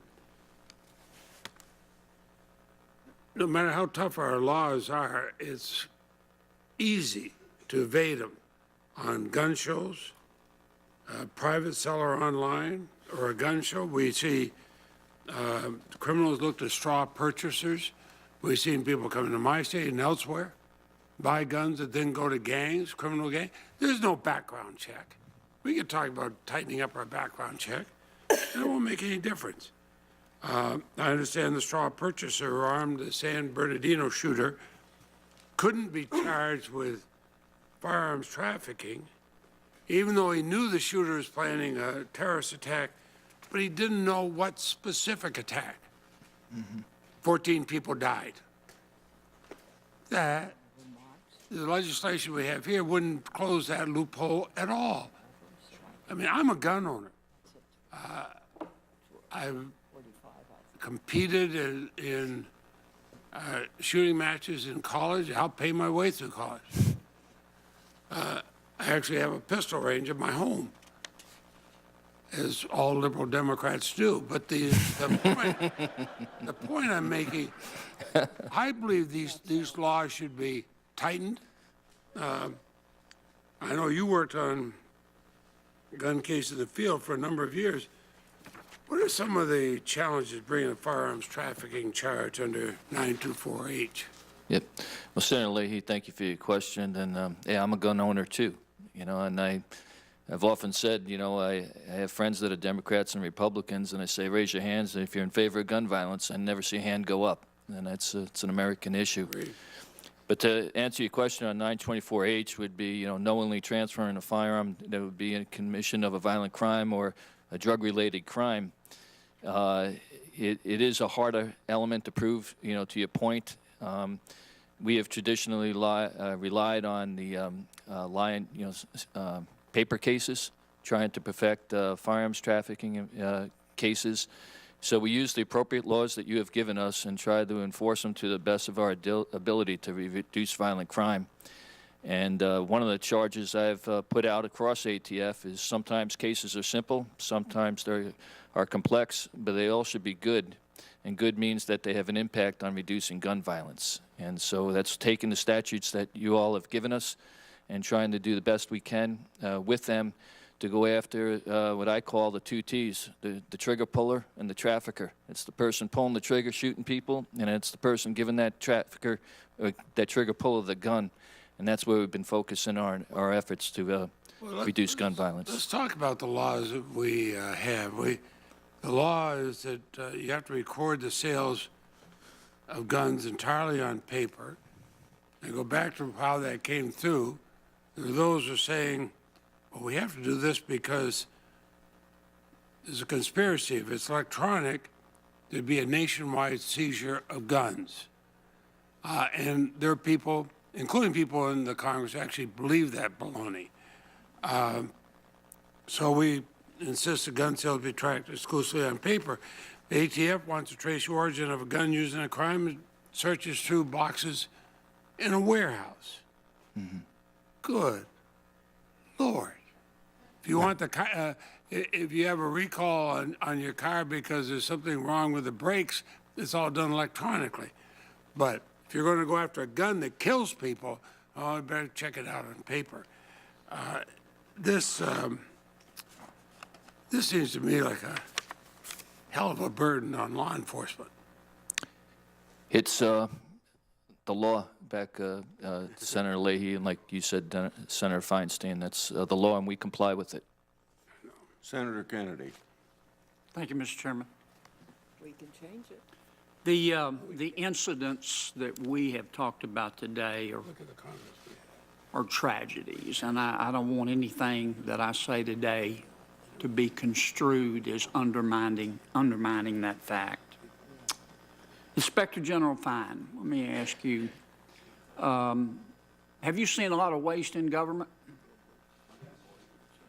You've seen a lot of stupidity in government?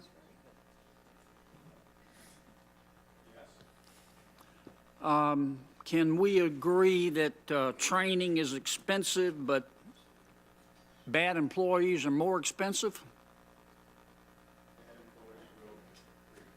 Your mic isn't on. Yeah. Great. Thank you. Incredible problems. All right, Director Lindquist. All things being equal, when it comes to the right to own a gun and whether to own a gun, who do you think is better able to make that decision? The people who are governing or the people who are governed?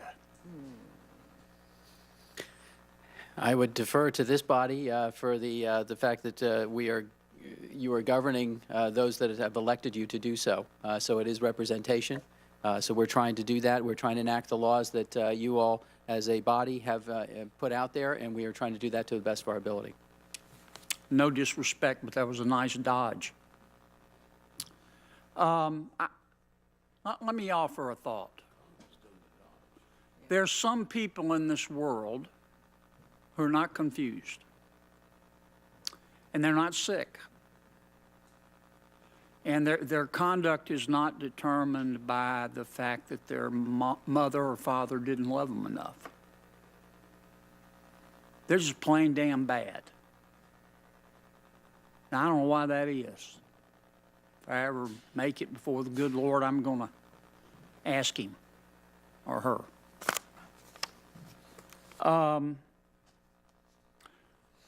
when a radical Islamic jihadist abducts a young girl and turns her into a sex slave, we are told not to judge the actions of all Muslims by the conduct of one. Do you agree with that? I have heard that, Senator. I know that from my working counterterrorism cases and working violent crime cases, most recently in El Paso, Texas, as the special agent in charge, I've seen evil. I know what that is. I know what you're Yes, talking sir, about. but do you agree with my statement? I have heard that, yes, sir. Well, I agree with it. Do you think it is appropriate to blame 90 million gun owners in America because of the actions of certain evil people? Nobody is. Sir, I know we're trying to enforce the system as it is I'm written. just asking yes or no, if you could. I'm sorry to be abrupt, but I've got other questions. If you don't want to answer, just tell me. We are trying to enforce the laws as written, and you're right. 90% of the transactions we process are law-abiding citizens, and they get their weapons that they're entitled to have. All right. Let me ask Director Brandon, have you ever heard the expression, you can't fix stupid, but you can fire it? No, sir, until just you said it. Would you agree with it? Without giving it deeper thought, it sounds like a catchy phrase. You're pretty good at dodging, too. What do you think is the best way? Clearly, some people within the state and federal bureaucracy who are supposed to report data to NICS are not doing it. Now, surely you'll agree with me on that. Sir, I believe that all information can get to NICS that is accurate and complete, because any system... All right, I understand. I get it, okay? Let me try this way. What do you think is the best way to enforce the requirement this information be turned into NICS? To turn to the bureaucracy at the state and federal level and say, pretty please, with sugar on top, and we'll give you extra money if we do it? Or how about we get out of la-la land and into the real world and say, here's a radical thought, if you don't do it, you're fired. Because nobody around here ever gets fired, Madam Secretary. Well, what's that mean? I'm done. Senator Blumenthal. Mr. Chairman, with your permission, I'm going to yield to my colleague, Senator Whitehouse, because he has an obligation on the floor, if that's... Senator Whitehouse. Thank you, Chairman. Thank you very much, Senator Blumenthal. I appreciate that courtesy. My questions are going to be for Director Brandon. And let me just say that in my years as Rhode Island's U.S. Attorney, I just thought that the ATF office there was terrific. You made big cases with a small office. You were low maintenance and high performance, and it was terrific. So I just want to express my appreciation to my colleagues from that office back then and to the ATF generally now. Senator, if I may say thank you for that, because right now there are men and women all around the country for ATF serving warrants, high-risk warrants, and I know that they'll hear what you said and that will really help their morale. So sincerely, I have to say thank you. Well, it's sincere on my part. We're here because of the general proposition that a database is only as good as the data that actually enters into it. And if you search a database for data that's never been entered, it's going to fail. So this hearing is mostly about NICS, but I'd like to ask you a few questions about another one, the NIBIN database for ballistics information. What is your view as the acting director of ATF as to how effective the collection is of data of crime guns, weapons and cartridges and bullets that goes into that system? Do you think we're operating effectively at catching the data so we aren't having the kind of data slips that in the NICS system this hearing is about? Is NIBIN an example? that we should use of better collection, or is it an area where we need to provide a little bit of attention to make sure that there aren't data gaps in that system as well? Well, thank you for the questions, Senator. And NIBIN, I've testified previously. It stands for the National Integrated Ballistics Information Network, and where I spoke at Major City Chiefs back in October, and I said that where NIBIN is working well, it's when the police chief, he or she, establishes policy, but also changes culture, because culture will chew up policy all day long, and that it's quite effective. And the reason it has been, we at ATF actually took an assessment of ourselves, and we turned it into a leads generator instead of a scientific confirmation.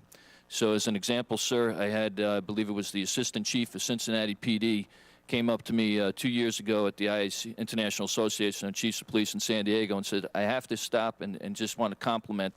We had a shooter shoot at our police headquarters, miss our officer. Within 12 hours, we emptied that casing that was left at the scene, and it went through a National NIBIN Correlation and Training Center down in Huntsville, Alabama, which we recently established 2 years ago now. Within 24 hours, we had a match to 3 other shootings, and he said his detectives and the ATF agent had 3 guys locked up in 72 hours. So NIBIN is something that is quite effective when it's properly policied. It's led to the arrest of serial carjackers. It's led to the arrest of a triple murder. It's led to the arrest of a murderer who killed a police officer. It's led to significant gang arrests. It's opened cold cases. It's a valuable tool.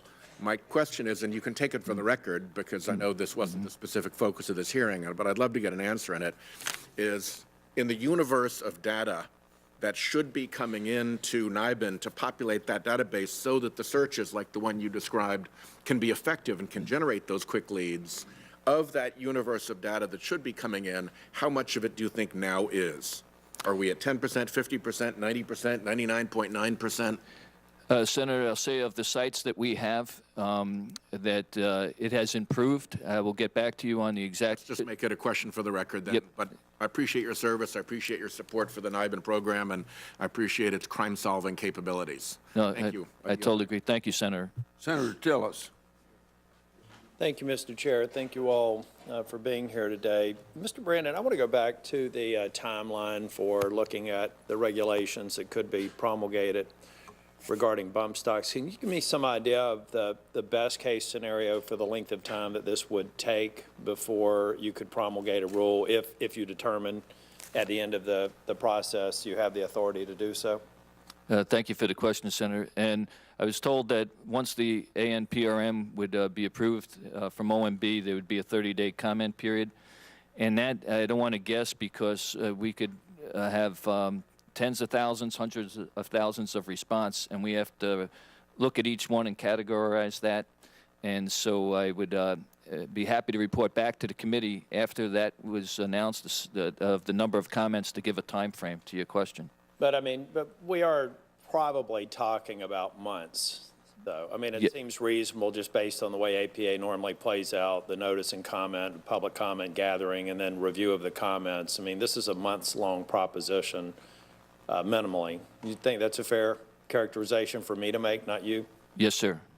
You know, it's an area, and then you did respond, I think, to the chairman's question that the end result of this could be that perhaps you don't have the authority to regulate bump stocks. Is that a possibility for what could occur after some months-long review of this process? That is a possibility.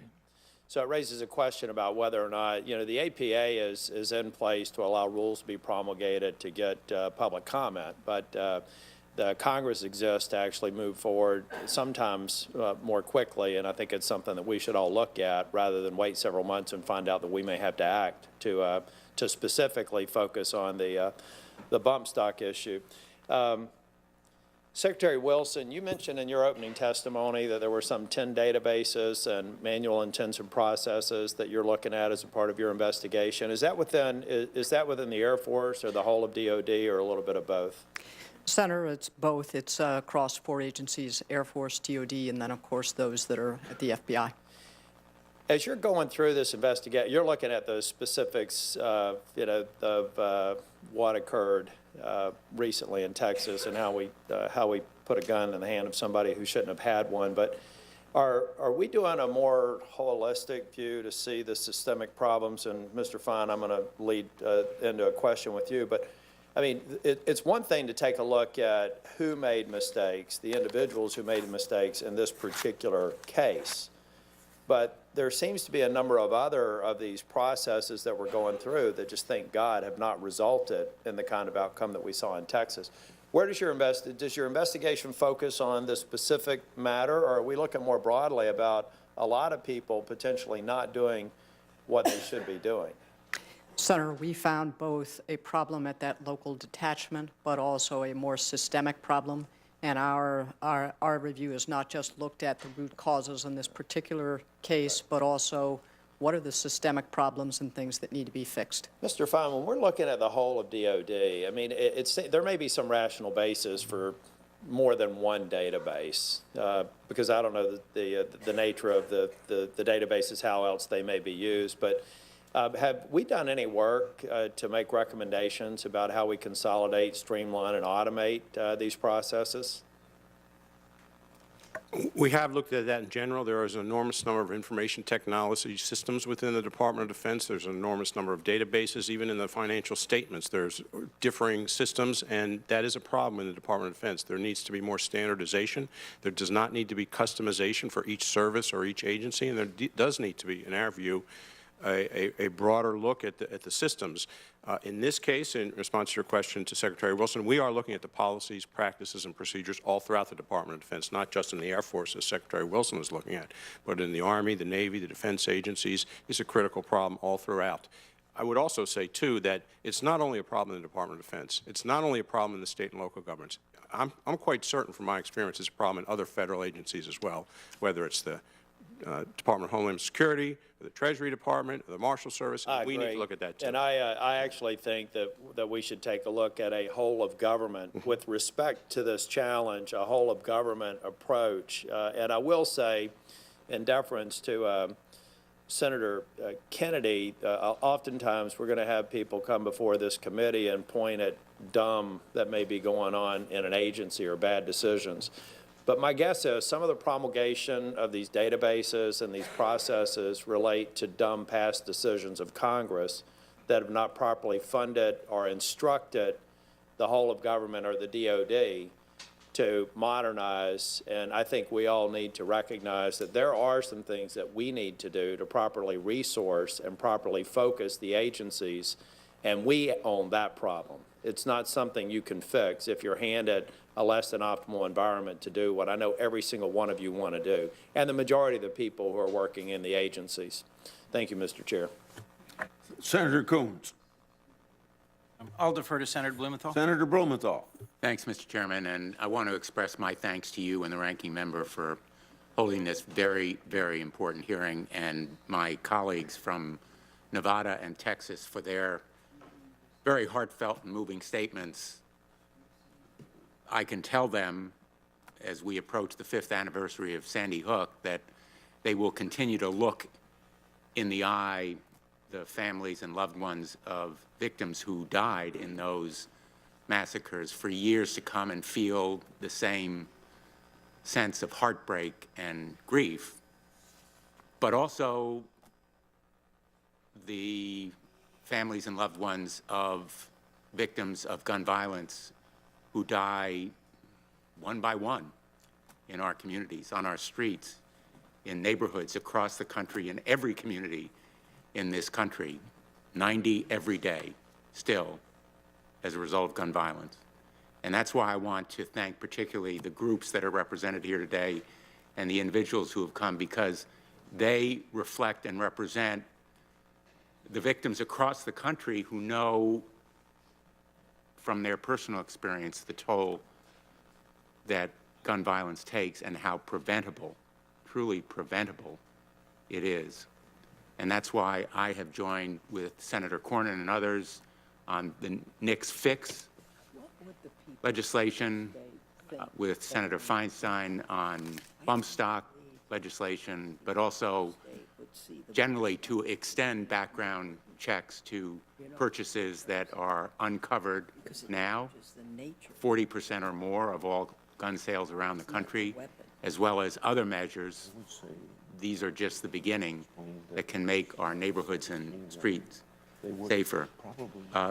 Mr. Lindquist, would you agree with me that the state reporting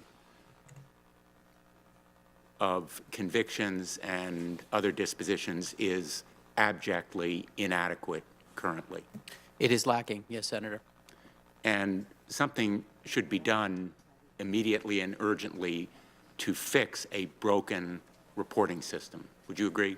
There are fixes that need to happen. There are many states that are doing what they are required to do and entering these dispositions and final adjudications in the systems, and that's very helpful to us and the law enforcement community. How many states are failing?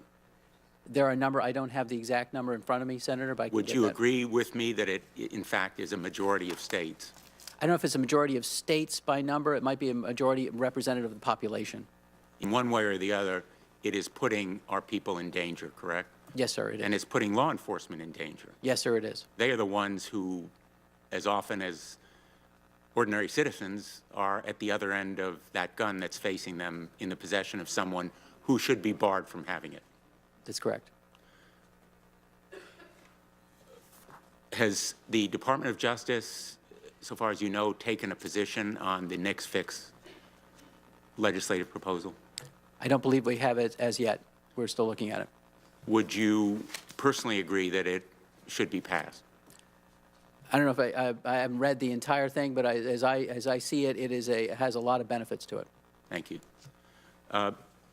Mr. Fine, I am struck by the failure of the Department of Defense to comply with the law. Year after year, and after repeated evaluations. Do you have any explanation for it? I think it's a variety of factors. I think it's inadequate training. I think it's lack of verification. I think it's a fact that they didn't make this an item on their inspections. What gets inspected gets done. I think it's a problem with people moving on and not taking responsibility, but there's really no excuse for it. It should have happened. And your report, as I understand it, says that the Department of Defense should go back to the years 2015, 2016 to make sure that convictions are entered. We say go all the way back 20 years to at least 1998, not just 20. We looked at 2015 and 2016 and found significant problems. We think there are problems all the way back, and we recommend in our report that they go back at least to 1998 when the instruction required them to do it. I agree. And would you agree also that there should be greater accountability, namely stern and strict discipline for the failure to do adequate reporting? I do believe accountability should occur. I think there has to be first training, verification, and make sure people know their responsibilities. And if they don't do it when that happens, there ought to be accountability. One last question for Secretary Wilson. Would you agree, Secretary Wilson, that the Uniform Code of Military Justice should be amended to include a specific article on domestic violence? In other words, specific punishment as a felony for domestic violence under the UCMJ. Senator, currently domestic violence is under Article 128. As you know, there is a proposed revision to the UCMJ manual for court-martial that has enhanced penalties for assault against a family member. And I think that has been published in the Code of Federal Regulations and is pending. So one of my questions still in my mind is whether you actually need to change the statute or whether the enhanced penalty is sufficient. Would you agree with me that specifying an article in the UCMJ on domestic violence would send a message to our military men and women, the greatest and most dedicated in the world, that domestic violence simply will not be tolerated? Senator, it does send a message. I would like to work through with you some things that our attorneys have identified as potential unintended consequences as well, and I'd be happy to work with you on that. I'd be glad to work with you on unintended consequences, but I hope you'll support the proposal. Thank you, Mr. Chairman. Thank you. Senator Coons. Thank you, Mr. Chairman. I'd like to thank the panel, and I'd like to thank everyone who has come here today to remind us of the millions of families across our country who have been touched in some way by gun violence. I'm from the small city of Wilmington in Delaware, we are currently struggling with a spate of gun violence that exceeds any previous records. We are a small city, but we've had 160 shooting incidents so far this year, and 30 homicide victims and 191 shooting victims. And we have looked to and received great assistance from ATF and FBI, and are struggling as a community with how to address this ongoing wave of violence. And I think we're just one small window into what we see nationally. The mass shooting incidents that were described early on by the senators from Nevada and from Texas, and then the routine, tragically daily gun violence incidents that plague our whole country.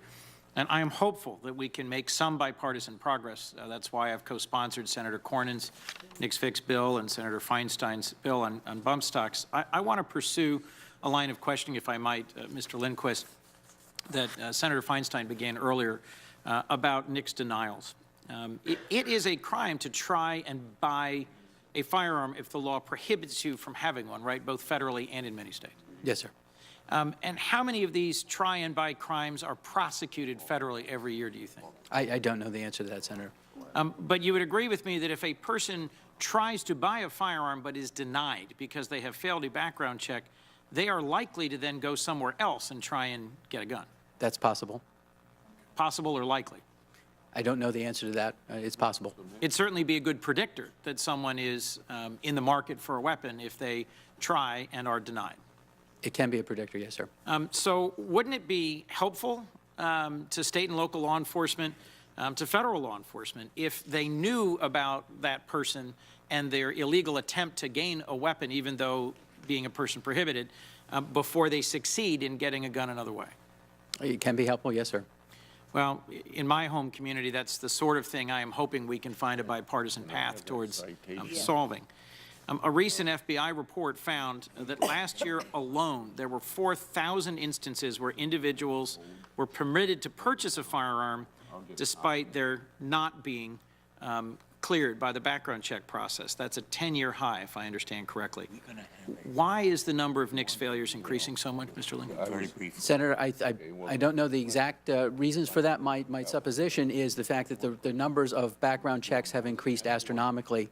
Since 2010, we had 14 million background checks in the NICS system, and last year was the record year of 27.5 million. That's nearly double in that time frame. That is a tremendous strain on the individuals that do that work for the FBI and for the states, the point of contact states and across the nation.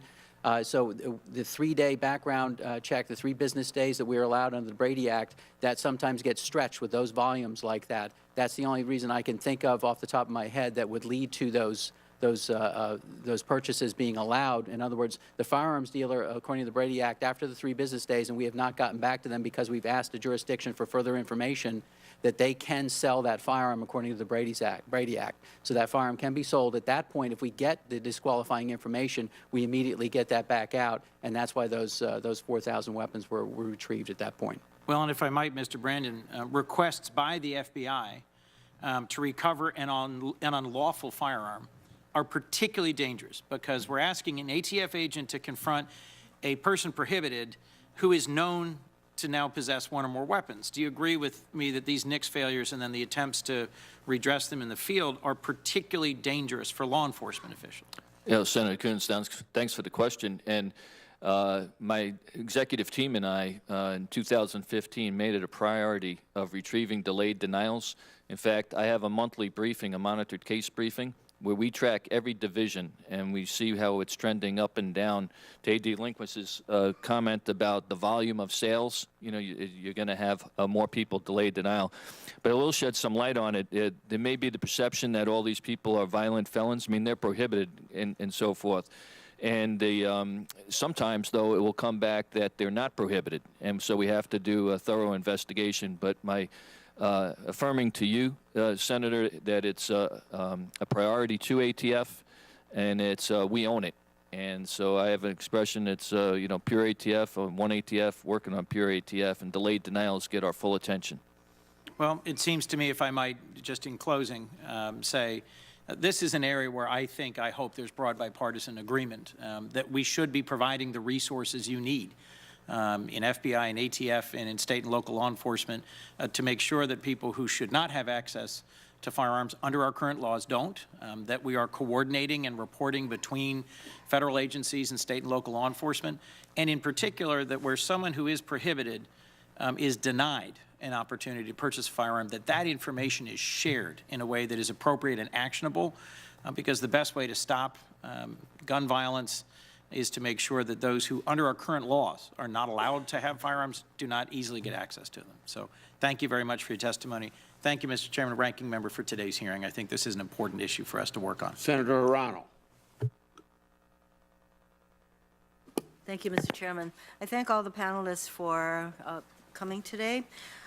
I, along with many of my colleagues, have supported reasonable measures to prevent the ongoing gun violence in our country, including the restricting or banning of bump stocks, assault weapons, high-capacity magazines.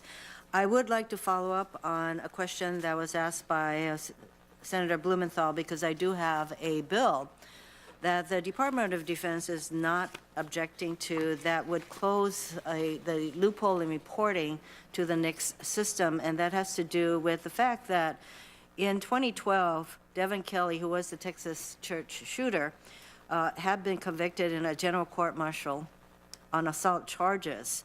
There is no specific charge in the UCMJ for domestic violence in UCMJ, so my bill, and this is for Secretary Wilson and Mr. Fine, my bill will close that loophole by making a very specific charge, not just under a general assault charge. So do you think that such a specific charge for domestic violence, that would include dating partners, do you agree that a measure like that would bring clarity to the reporting process?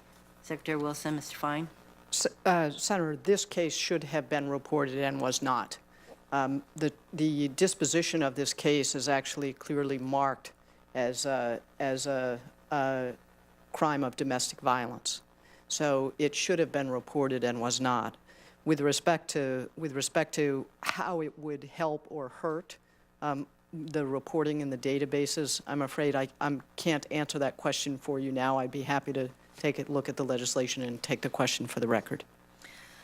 Well, the fact that it should have been reported but it was not, I think it can be cleared up if there is a charge, a very specific charge for domestic violence, and there is no such specific charge. You can categorize or describe a general assault charge as involving domestic violence, but there is no separate charge. And I think that that would be a very reasonable way to clarify that situation. Mr. Fine, would you like to add? Yeah, I haven't looked at this in detail, but it does seem to me there's a disconnect between the qualifying offenses in Uniform Code of Military Justice and the disqualifying offenses for obtaining a firearm in 18 U.S.C. 922, which does prevent people who have committed a misdemeanor crime of domestic violence from obtaining a weapon. And there is no specific charge in the Uniform Code of Military Justice for assault or a crime of domestic violence. So that may be something that could ensure that those crimes are more accurately coded, noted, and provided to NICS. So on first blush, it does seem to be a reasonable step that could help, because we have seen, and we're going to analyze this, but we have seen that not many crimes of domestic violence are reported as such. They're reported in the general category of assault, and that could be a problem. That is my point exactly, that if there is a specific charge, then whoever is bringing the charge has to actually think about it and to make a determination, and that is not left to someone down the line trying to, describe what constituted the charge of assault. So as I said, the Department of Defense has indicated to me that they would not object to such a clarification.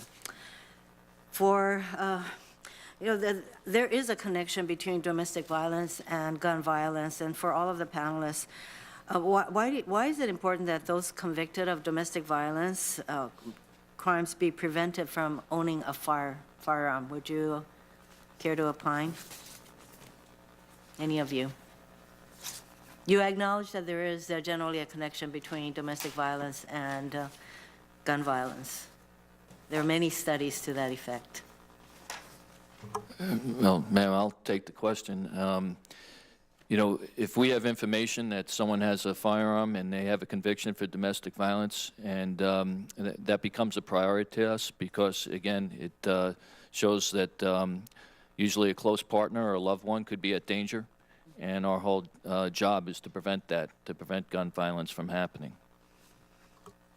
So is that a priority for the military also, Mr. Fine? It is. Domestic violence, sexual assault, any kind of assault is a priority for the military, and it's an issue that needs to be addressed and addressed fully. And there are a lot of members of the military who do own weapons.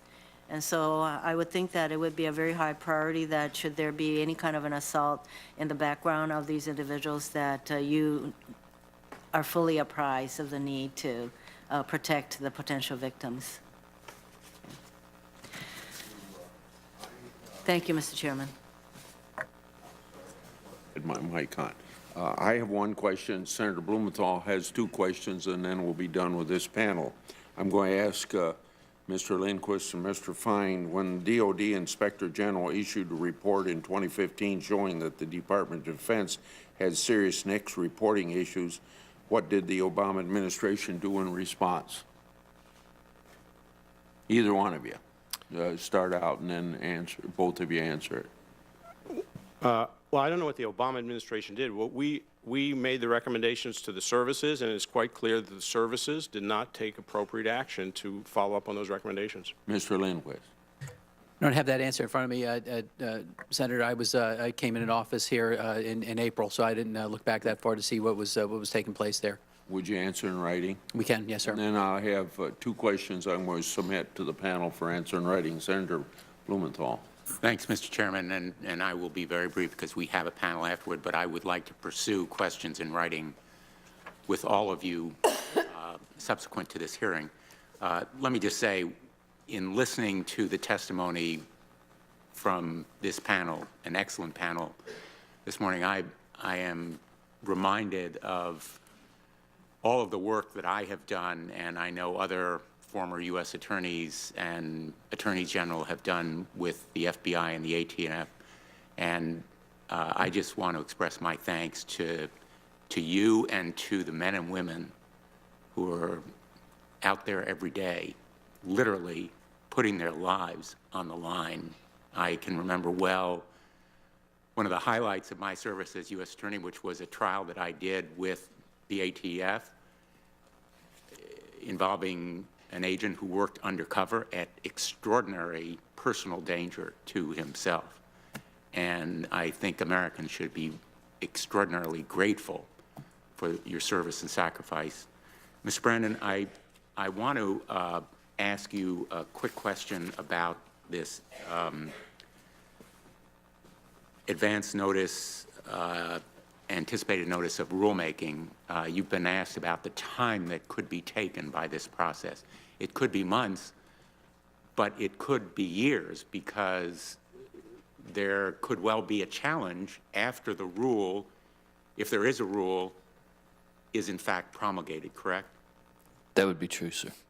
There'd be a challenge in court, and in fact, a challenge in court could use the previous statements that have been made by the ATF. I have one in front of me dated June 7th, 2010. I'd ask that it be made part of the record, Mr. Without objection. Which says about the bump stocks that they're not regulated as a firearm under the Gun Control Act or the National Firearm Act because they are accessories. There are a number of statements like this one, correct? Correct. And in fact, you, I think, personally told a meeting in Philadelphia very recently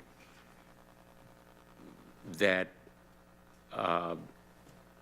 federal law to bar bump stocks would probably require a new statute to be effective, correct?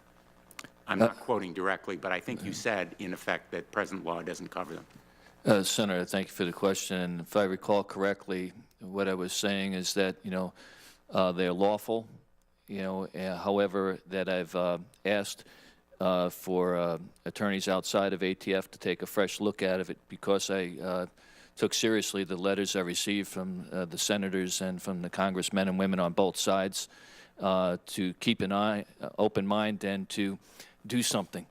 Those lives lost really hit everybody hard. And so with whatever capacity we had with ATF, that we kept an open mind to do whatever we could do, and that's this advance notice of proposed rulemaking. So I'm not in the legislative branch to make a law, but whatever we could do, and to the people sitting behind here, I've been at scenes with gun violence, you know, and throughout my career as an ATF agent, and it hits hard. So I just take it as this, sir, to answer your question, is whatever we could do, we're trying to do. And I appreciate that, sir. And I hope this body will act more quickly than the months or years that might be taken for you to do what you would like to do to better protect the public. And I thank you for your sincere desire to do so. Thank you, Mr. Chairman. Yeah, thank you. Thanks to the panel, and I think we give about a week for people to submit questions. So since there's a lot of absenteeism, maybe expect questions from people that weren't here. Thank you all very much. While they're going with the other panel, please hurry and come. And I'm going to let you sit down, and while you're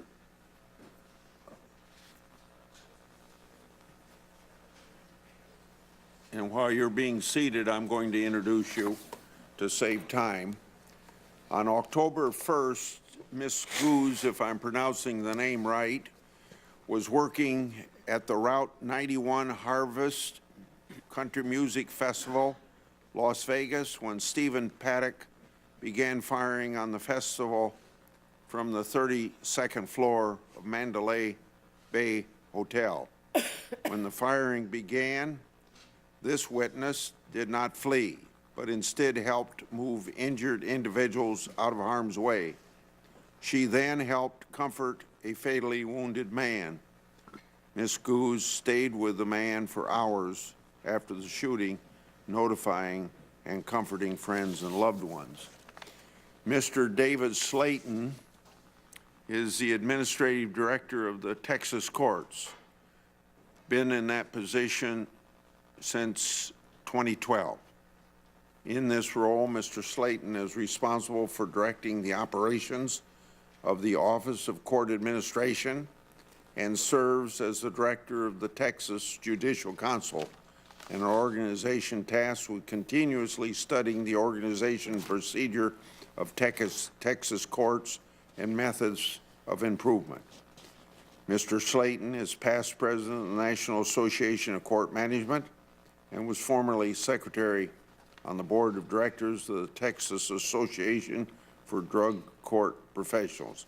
He has worked in the Texas judicial branch in various roles since '98.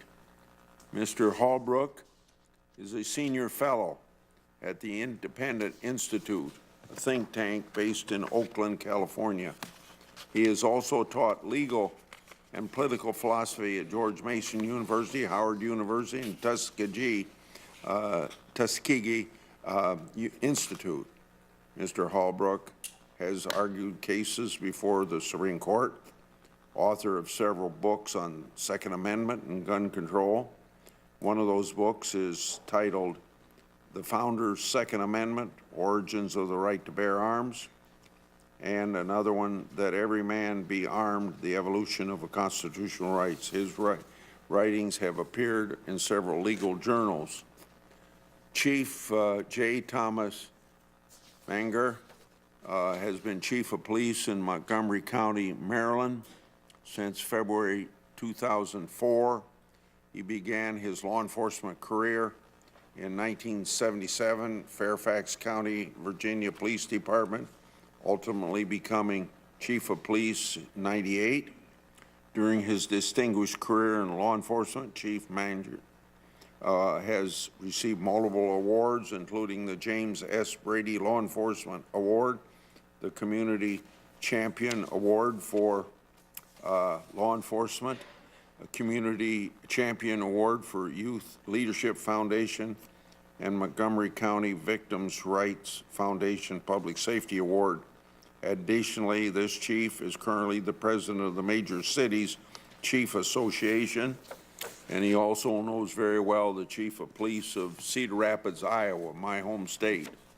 David Capo is the research director at the Independence Institute in Colorado, an associate policy analyst for Cato, and the adjunct professor of constitutional law, Denver University Stearns College of Law, author of several books on Second Amendment, one entitled Truth About Gun Control, and No More Wackos, What's Wrong with Federal Law Enforcement and How to Fix It. Mr. Capo has also been featured on national media programs, and his work has been published in several legal journals, and we're going to go in the same way that I introduced you. So, Ms. Goose, is that how you pronounce your name? Please proceed. Chairman Grassley, Ranking Member Feinstein, and members of the committee, thank you so much for inviting me to speak here today. My name is Heather Goose, and on October 1st, 2017, I was in Las Vegas, Nevada. Also there were Christine Carrier and Heather Salen from Las Vegas and Reno, who are here sitting behind me today. Before I tell my story, I feel that I need to disclose something to the committee. I am not someone who is anti-gun. I am very pro-Second Amendment, but I support Senator Feinstein's bill to ban bump fire stocks. These devices are not for hunting. They're not for target practice. They're for hurting people, and they have no place in our general society. I hope that my story will make you understand why. The 3-day Route 91 Harvest Country Music Festival has been going on for 4 years. This year was my second year landing a highly coveted bartending job and my first year at the House of Blues, one of the main bars right in the midst of the festival grounds. People come from all over the world for this event. At around 10 p.m. that night, the first round of gunshots peppered the festival grounds. I remember hearing a loud noise and thinking about it's just feedback from the speakers or maybe fireworks. People were still dancing. Then everyone started to rush in all directions, trampling the bar and pushing through the back doors. At first, I thought a group was trying to swarm the VIP area above the bar until I started to hear the screams, "Shooter, gun, help me." This was followed by a second round of gunshots. There were people covered with blood all over their bodies. My own night of terror continued with me helping frightened concertgoers go through the back doors, hoping they'd be safe. As people tried to hoist others over the fence out back, I joined about 20 others to push the fence over so that they could run out. I went to the VIP to check on the other bartenders. That's when another set of gunshots rang out directly in front of my bar. My coworker Ryan was only spared by hiding behind an ATM. He saved another bartender in the process by pulling her behind that same ATM. The woman next to them got hit by the raining bullets. I then ran down the stairs and got pulled under the bathroom trailers. I had a moment to call my mom and my sister. I told them both in separate phone calls that they're going to hear some really scary things on the news, and that most of it was true, but that for now, I was okay. The fourth set of shots started pinging off the metal around us, and we all tried to stay as quiet as possible. Throughout this entire ordeal, at any point I expected to look up and see a gunman standing right in front of me, ready to shoot. After that round of gunfire, everyone scrambled for the gate, but for whatever reason, I ran back into the bar. The first thing I saw was a woman bleeding down her leg who said that it hurt. I asked if she had fallen and she said no. I looked down and I saw my first bullet holes. I asked a man who was running through the bar to help carry her out back. But then someone else came in, dragging a man by his fingers. He'd been hit in the thigh and then broken his leg falling. I grabbed an arm and helped pull him through and behind the bar. At this point, there were 6 to 8 already injured there. As bodies and wounded continued to grow, I ran to the medic's tent for help. Every 2 minutes, somebody else was running in. There was one group carrying a girl who'd been shot in the back. I helped them adjust her on a Route 91 banner, and I found out later after looking at pictures that that girl hadn't made it. I ran back to the bar and told everyone that help was on the way. Strangers started pulling up in trucks and cars, volunteering to drive the injured to the hospital, while myself and others helped carry them to the makeshift ambulances.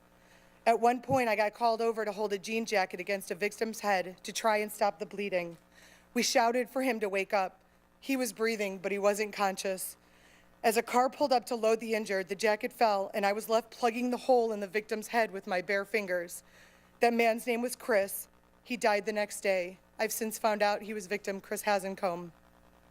Then I met the victim who would become a main part of my story. He'd been laid on a maintenance ladder that was being used as a makeshift stretcher. 3 men called me over to grab the ladder's corner. I held it with one hand and touched his hand, and his fingers lightly touched mine. When our group reached the sidewalk area deemed safe from whoever was shooting, they put the ladder down. The man asked if I was okay, as I was covered in Chris's blood. I told them it wasn't my blood. They ran back to the festival grounds to continue helping, and I kept holding this unman's hand, and then his hand stopped holding mine. I shook him. Strangers checked his chest. There was nothing we could do. They asked how they could help, but what do you say? He was now DOA. Someone draped a t-shirt over his face and then a tablecloth, and for some strange reason, I felt compelled to stay and sit with the body. I felt attached. I saw other bodies lying alone. I didn't want this man to be left alone. I was still holding his hand. About an hour later, his phone rang, and I answered. The person on the other end of the line asked, "Who is this? Why are you answering my friend's phone?" I asked them, "Who are you? Where are you calling from? Who are you calling?" The other voice said, "I'm trying to reach Jordan McEldoon, British Columbia, Maple Ridge." I had to tell him that Jordan had died. I told him to call his parents. Pulling out Jordan's wallet, I took a picture of his ID and sent it to everybody on his Facebook friends list. 911, do you know this man? Then came a call from Jordan's mom, and I found out that Jordan's girlfriend, Amber, was also at the festival. We got a hold of her, and she asked, "Is he okay?" And I said, "No." She asked if he got shot, and I said, "Yes." She said, "He's breathing, right?" And I said, "Amber, he's not breathing. He's dead." She said, "Are you sure? He's the love of my life." I said, "He's gone." I made a promise that I would stay by Jordan no matter what, so that Amber would know when the emergency personnel took him away. I told her that I wouldn't leave his side because at that point, there's only two of us there who knew who he was. I called Jordan's mom back. She asked if Jordan was okay, and I realized that we never told her that he had passed. I had to tell her that he had died. I had to tell her, from a complete stranger in another country, that her only child had been murdered. I kept my promise not to leave Jordan's side, staying with him for over 4 hours during that night. When police and emergency personnel arrived, I told them about Jordan. I said I'd promised not to leave until I knew they had his girlfriend. It was about 3:30 in the morning when the police finally got a hold of Amber and got her out of lockdown. Covered in blood, exhausted and crying, I made it home, still not believing or understanding what had just happened. When I asked myself in the days following why I had stayed with a stranger's body, I could only answer that I hoped someone would do the same for me. I didn't want Jordan to be a John Doe. His death mattered, and I wanted him to be remembered. I don't know why I didn't run. I had more than one opportunity. I still don't know. I'm not that strong. I'm not that special. I'm not a hero or an angel. But something wouldn't let me run that night, and something compelled me to help Chris and Jordan and others whose names I still don't even know.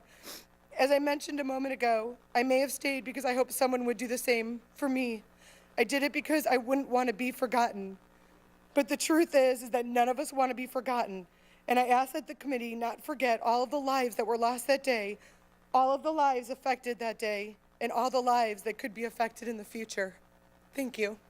Thank you. You're a brave person. Mr. Slayton. Chairman Grassley, Ranking Member Feinstein, and Senators, thank you for allowing me to testify today on state court reporting to NICS. My name is David Slayton, and I am testifying on behalf of the Conference of State Court Administrators, or COSCA. I am the current Administrative Director of the Texas Office of Court Administration. COSCA, whose membership consists of the principal court administrative officer for each state and territory, is dedicated to the improvement of state court systems. The state court administrators are responsible for implementing policy and programs for the state judicial systems. As you know, state courts handle 98% of all judicial proceedings in the country. I'd like to share with you about Texas's reporting to NICS. In Texas, information about arrests and prosecutions for various criminal offenses are entered by law enforcement, jails, prosecutors, and courts into the Criminal Justice Information System, or CJIS. Those entries populate the NCIC and III systems that have been previously mentioned. Information about mental health disqualifiers are submitted by court clerks to CJIS and forwarded to the NICS database. To be clear, ensuring that records are accurately and promptly entered into the various databases takes concerted effort by all of those that contribute to the systems. This is due to the complexity of the justice system and the various stakeholders who must contribute records. Many of the records are paper-based and need to be converted to an electronic format that NICS will recognize. Some states, including Texas, do not have a single automated computer system that contains these records across jurisdictions and may require automation upgrades and adoption of state legislation to fully comply with the NICS standards. As you know, the NICS database is only as good as the records it contains, and we feel that Texas has made great strides in improving the reporting of mental health and domestic violence disqualifiers to it. This is in large part due to funding received from the federal government that enabled Texas to concentrate its efforts on improving the records available to NICS. In fiscal years 2012 and 2013, the Texas Office of Court Administration, OCA, received a NICS Act Record Improvement Program grant from the United States Department of Justice to develop a plan for improving NICS reporting and to assist clerks in reviewing cases to identify mental health records to be reported. NICS mental health records from Texas increased by 69% between the time we received the grant and last Friday. In addition to the efforts made on mental health records, OCA has been working to ensure that records related to domestic violence convictions and family violence protection orders are entered into the systems. In fiscal year 2013, OCA received another grant from DOJ to improve reporting of domestic violence-related records in the NICS database. OCA established a task force to study the issue and make recommendations to improve reporting. The task force developed 5 training modules to assist stakeholders in reporting to the databases and recommended improved timeliness in entering the records. Those recommendations became Texas law that now requires court clerks and law enforcement to transmit family violence protective orders within 3 to 4 business days after the protective order is entered. Prior to this, Texas law was silent as to the time frame under which protective orders were to be provided to law enforcement or entered into the CJA system that would populate the NICS system. Without the federal funding for these projects, the significant improvements in Texas likely would not have occurred. Perhaps the greatest challenge facing state courts today that want to report records is the issue of resources. Most courts have few resources to devote to developing improvements in the transmittal of these records. Thanks to Senator Cornyn for his bill to fix NICS legislation. This bill reauthorizes the NICS grant programs I previously described. The bill provides good authorization funding levels for these programs, and we ask that Congress fully fund an appropriation for the grant programs. Because of the particular challenges state courts have in automating and transmitting records to federal repositories, we ask that state courts also be included in discussions at the federal and state level as to how to improve reporting to the databases and the disbursement of federal funding administered by state executive agencies for these purposes. Because the NICS system queries records from 3 databases, it's difficult for state courts and other agencies to verify the number of records available to NICS. The inability to determine whether NICS contains the appropriate number of records anticipated limits the ability to determine if there are systemic issues with reporting. We suggest that states be given access to reports that would allow the state to verify on a regular basis the number of records available to the NICS system. In closing, I want to express my appreciation for the Judiciary Committee's recognition of the state court's role in improving NICS. COSCA and the state courts look forward to working with the committee to develop legislation that addresses the shortcomings in the current system and considers the varied needs of state courts of the country. We commend the committee for recognizing the national interest in ensuring that our judiciary and courts be part of the solution. Thank you for the opportunity to testify on these important matters, and I look forward to answering any questions you may have. Mr. Holbuck. Chairman Grassley, Ranking Member Feinstein, members of the committee, thank you for the opportunity to be here. I appear as an attorney in private practice. I've done significant litigation on the Brady Act, the NICS law, on technical firearms issues, technical firearm definitions in the Gun Control Act, and I was privileged to represent a majority of members of both houses of Congress in the amicus curiae brief filed in D.C. versus Heller. Everybody here is on the same page in terms of we deplore the violence that's taken place and we sympathize with the victims. I think the problem is, what are the solutions? One thing I think everybody is on the same page about, particularly, is the NICS, the NICS, fixed NICS Act, excuse me. What's incredible is there's been a duty all these years, ever since NICS was initiated in 1998, that these records be reported from federal departments and agencies. The NICS Improvement Act from 2008 directly stated departments and agencies had to report the records, and yet there's been no oversight. We've had so many new laws being advocated to make life harder on gun owners, and we don't have enforcement of what's on the books.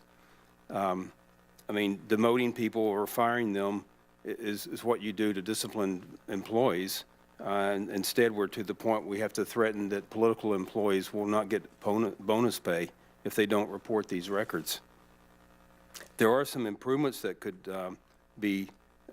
take place with this Fix NICS bill, and particularly involving we're denying agencies initiate the correction of records directly with originating agencies. We have in NICS appeals, when people are wrongly denied, there's a problem with putting the onus on the person who's denied and not doing things that the NICS system could do directly to verify and to correct records using the PACER system and state equivalents of that.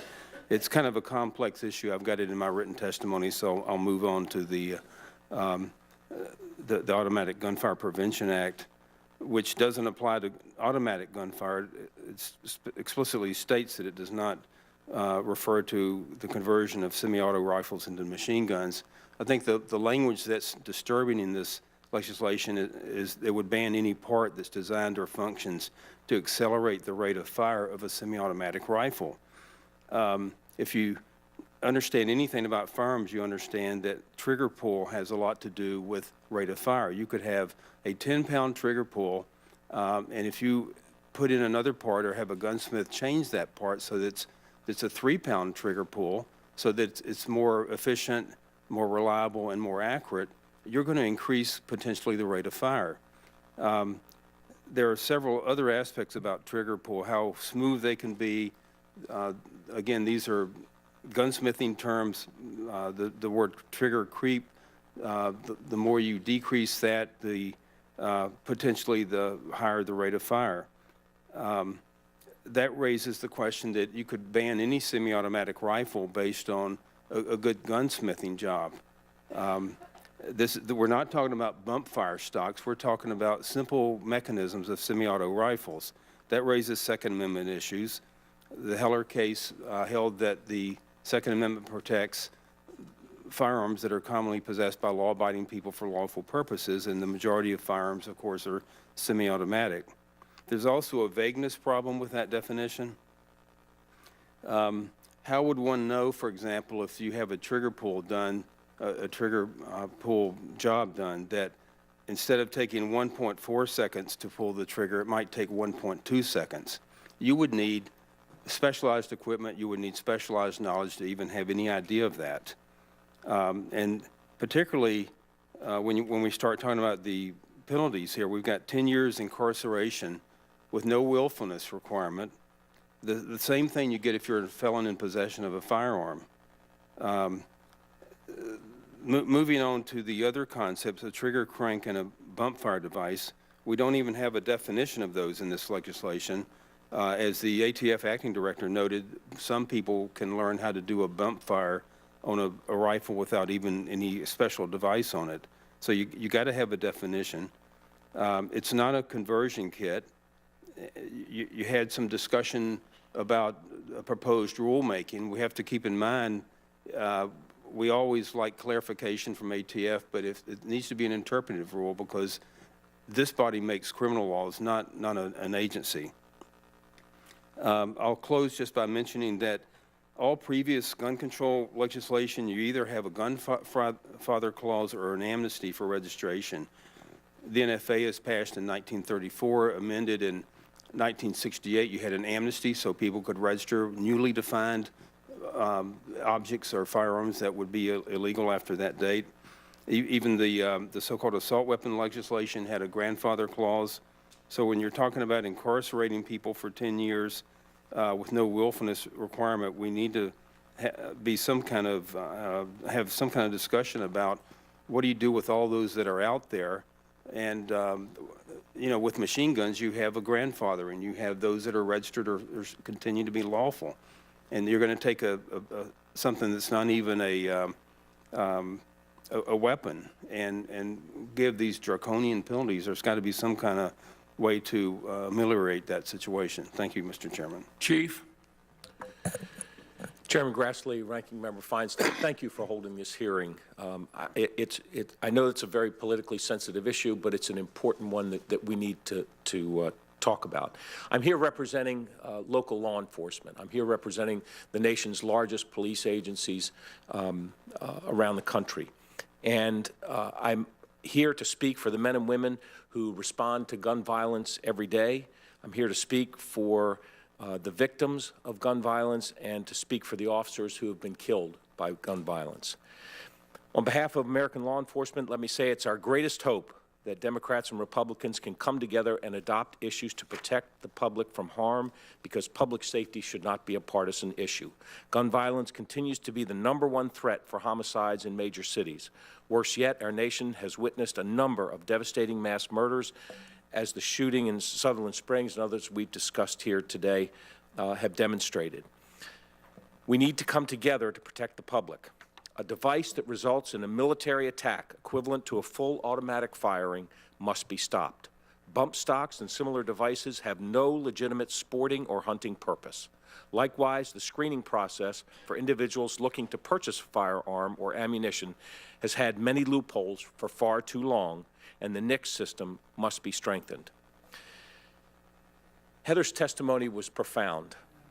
The attendees at this music festival in Las Vegas experienced a horrific hail of gunfire, 1,100 rounds in a matter of minutes, the worst mass murder in the history of our nation. The shooter fired more than 1,000 rounds because of a device that you must prohibit, a bump stock. 12 of the 23 guns that he had in his hotel room were outfitted with a bump stock accessory that you are considering today. He was able to fire approximately 90 rounds every 10 seconds, 90 rounds every 10 seconds into the crowd below.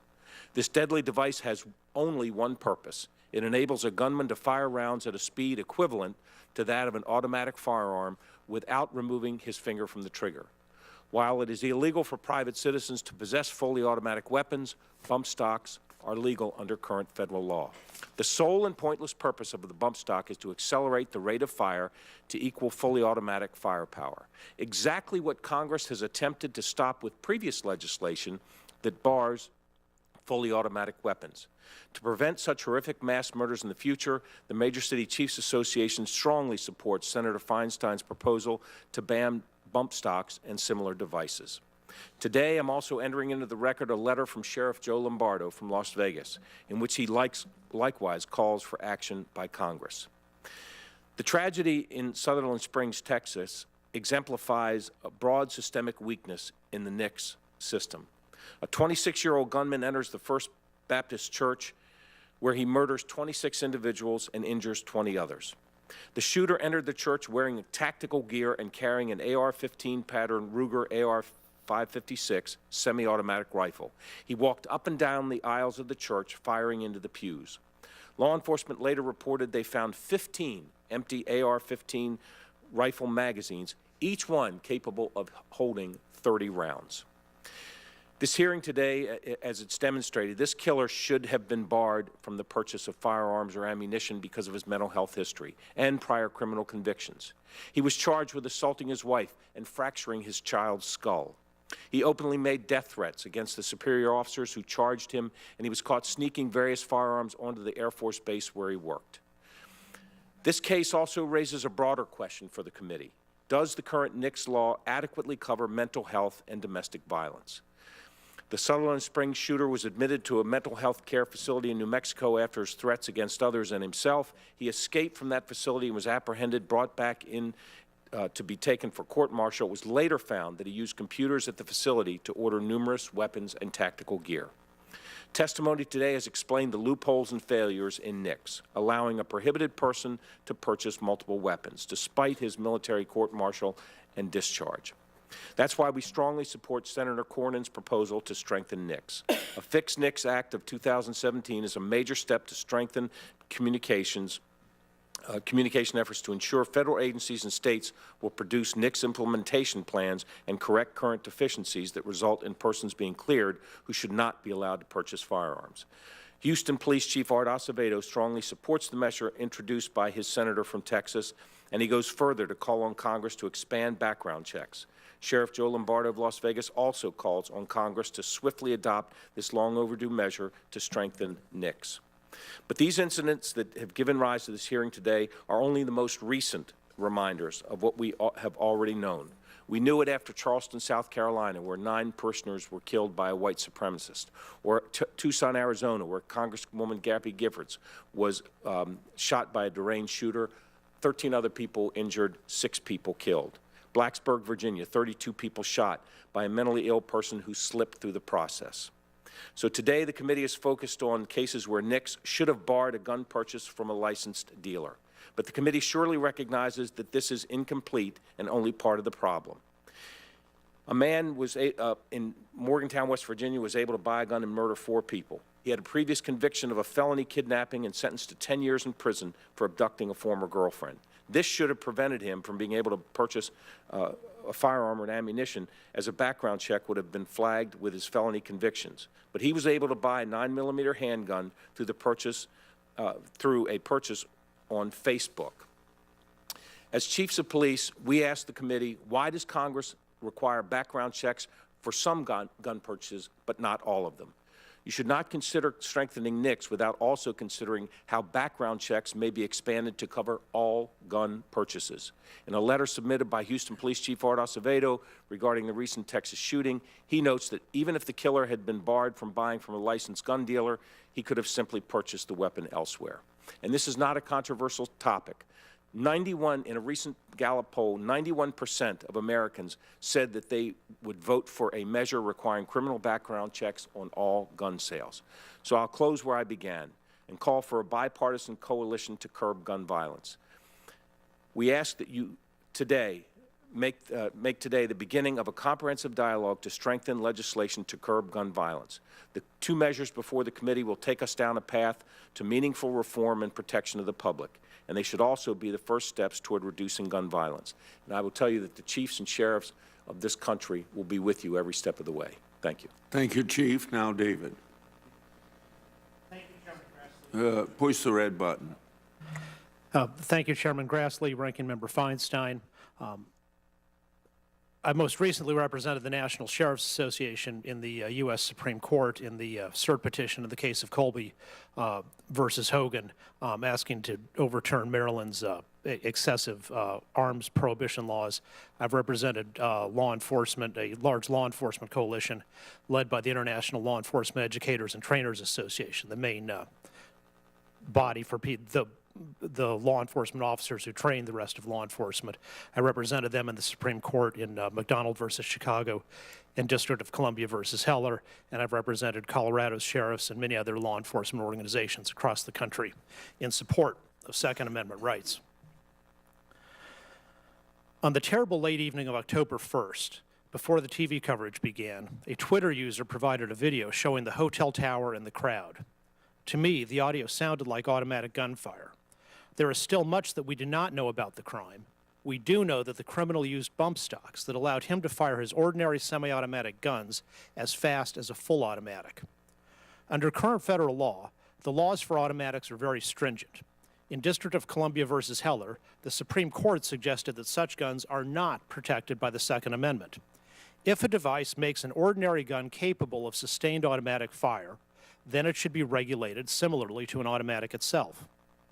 Under the 1934 National Firearms Act, many devices that make a normal firearm fire like a full automatic are already highly regulated. Based on the wording of the statute, ATF correctly ruled that bump stocks are not within the scope of the present statute. Congress, not the ATF, has the authority to change the law. Any realistic new law must account for people who already own the items in question. When there are tens of thousands or hundreds of thousands of such people, being realistic is especially important. Unfortunately, S. 1916 has no provision for grandfathering. It takes effect 180 days after enactment, so current owners have 180 days to destroy their property. Some will, but others will be driven underground, pushed outside the lawful system. A better policy and precedent have been adopted by the ATF when items are reclassified. For example, in 1994, the ATF decided that 3 particular models of shotguns were covered by the 1934 National Firearms Act and therefore had to be federally registered. Because ATF was changing its mind about guns that previously had been bought and sold as ordinary guns, not as special NFA items, ATF offered a 7-year registration period. The ATF also waived the $200 tax per gun that could have been imposed. This approach kept more arms in the legal system than a more draconian approach would have. If a law provided for grandfathered registration and subjected more new sales to the stringent system of the National Firearms Act, it would likely pass constitutional muster with the courts. Heller indicates that full automatics are outside the scope of the Second Amendment, and besides that, bump stocks degrade accuracy, making a firearm less suited for self-defense or hunting. Their lawful use has been as range novelties and not as self-defense items. Unfortunately, the bill's definition doesn't even define a bump stock, but it does go much further. It prohibits anything that is designed or functions to accelerate the rate of fire of a semi-automatic rifle, but not convert the semi-automatic rifle into a machine gun. This is insane, extremely overbroad. One thing that functions to accelerate the rate of fire of a semi-automatic are gun cleaning tools. When you remove the debris, the fouling, from gunpowder and lead residue, you make the parts move together better. As with any mechanical tool, cleaning it makes it work faster. Certainly the sponsor didn't intend to outlaw gun cleaning tools, but that's how far the bill's poorly written language goes. Likewise, as Dr. Holbrook testified, if you change the trigger pull on a gun from 6 pounds to 4, say because your hand strength isn't as strong as the average person's, that would be prohibited. And in fact, all the people who have had trigger jobs done in the past, their arms would be retroactively outlawed, and they would become 10-year federal felons. Other things that function to accelerate the rate of fire of a semi-automatic rifle, including better grips, such as replacing a forward grip that came from the factory with a molded grip that fits the person's hand. That helps the person stabilize the rifle and therefore be able to fire it faster. Indeed, anything that helps with stability, that reduces shoulder pain, Advil, or things that reduce the recoil that a user feels, help the user stabilize the firearm, and therefore help the, in effect, function to accelerate the rate of fire. Guns operate by the expanding of gas energy. Some of that gas energy goes forward to push the bullet down through the gun and out the muzzle. Some of it comes backward to the user as felt recoil, and some of it dissipates elsewhere. Anything that improves the operation of the gas system, the efficiency of the gun, will accelerate the rate of fire.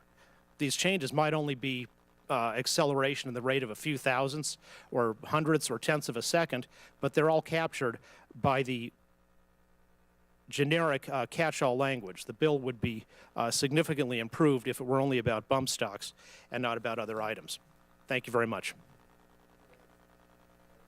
Question of Holbrook and Koppel, and I think probably what I just heard here, you've answered it, but I'm going to ask it anyway about Senator Feinstein's bill being criticized as overly broad.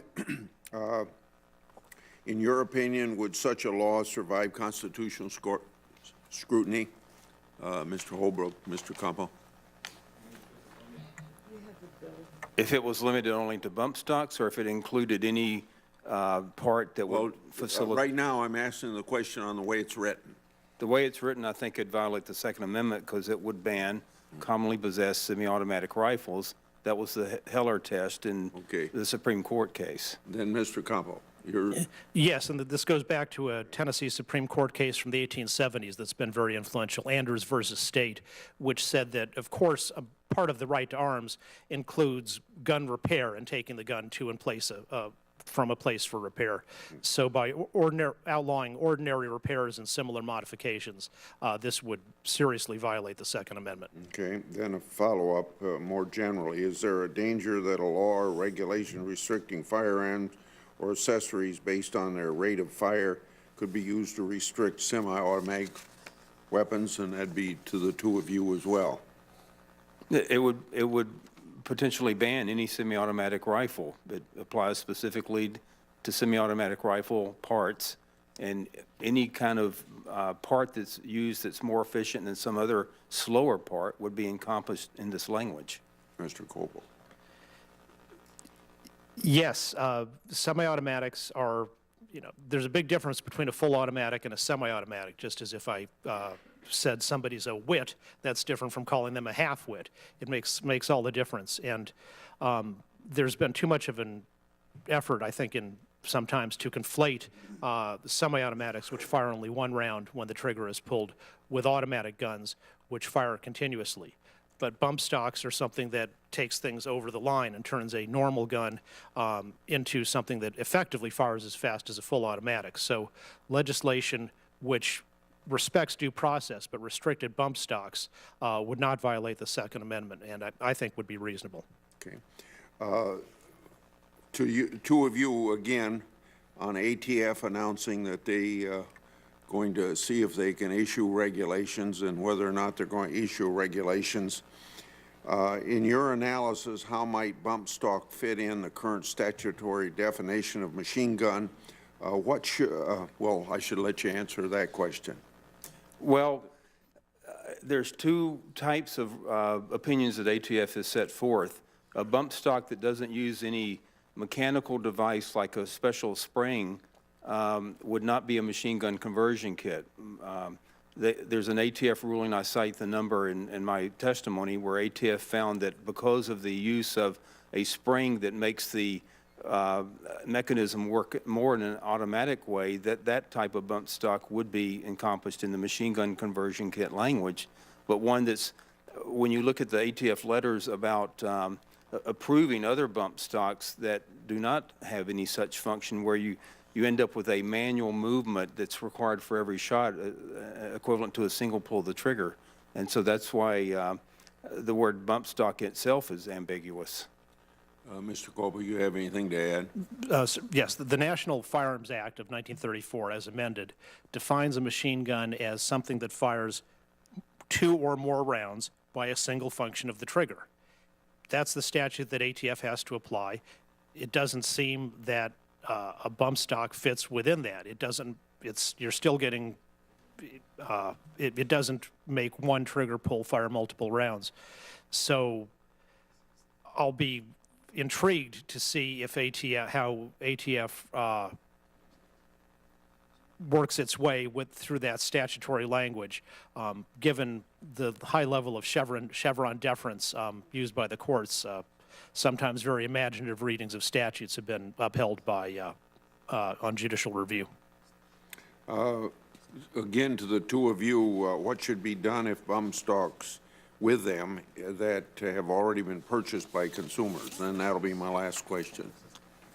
Well, there's two choices that we have precedents for in the Gun Control Act and the historical origins of it.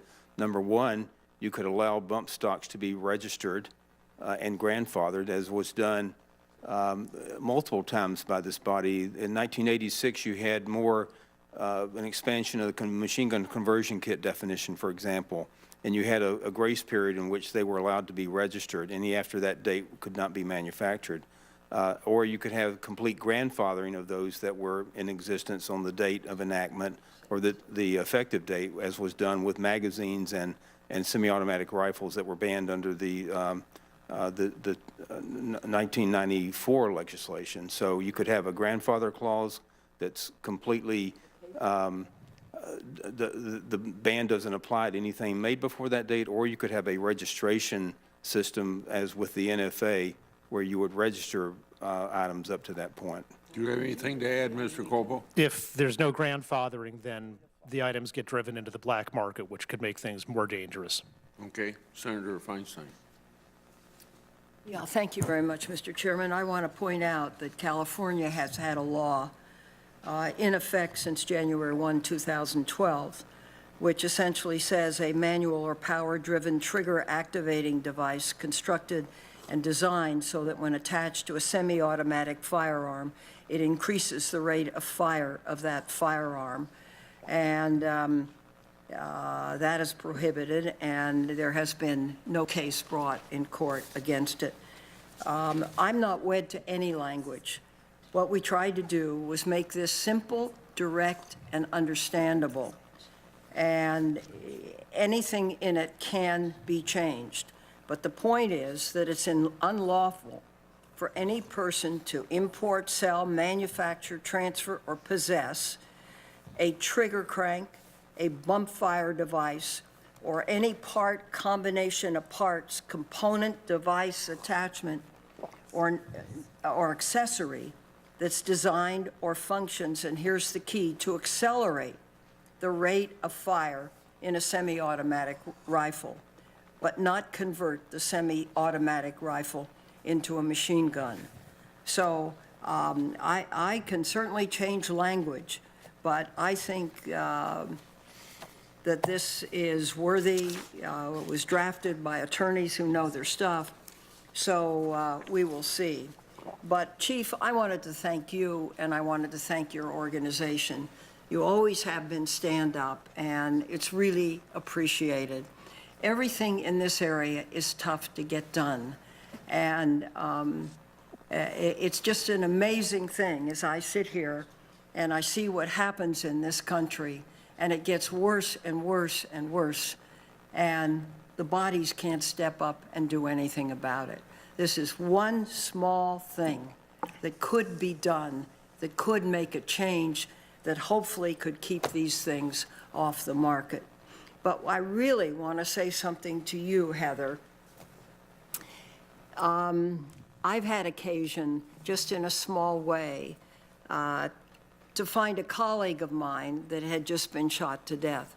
I know a little bit about what it's like, but on a micro level, in comparison to what you experience, you are one strong woman. I want you to know that.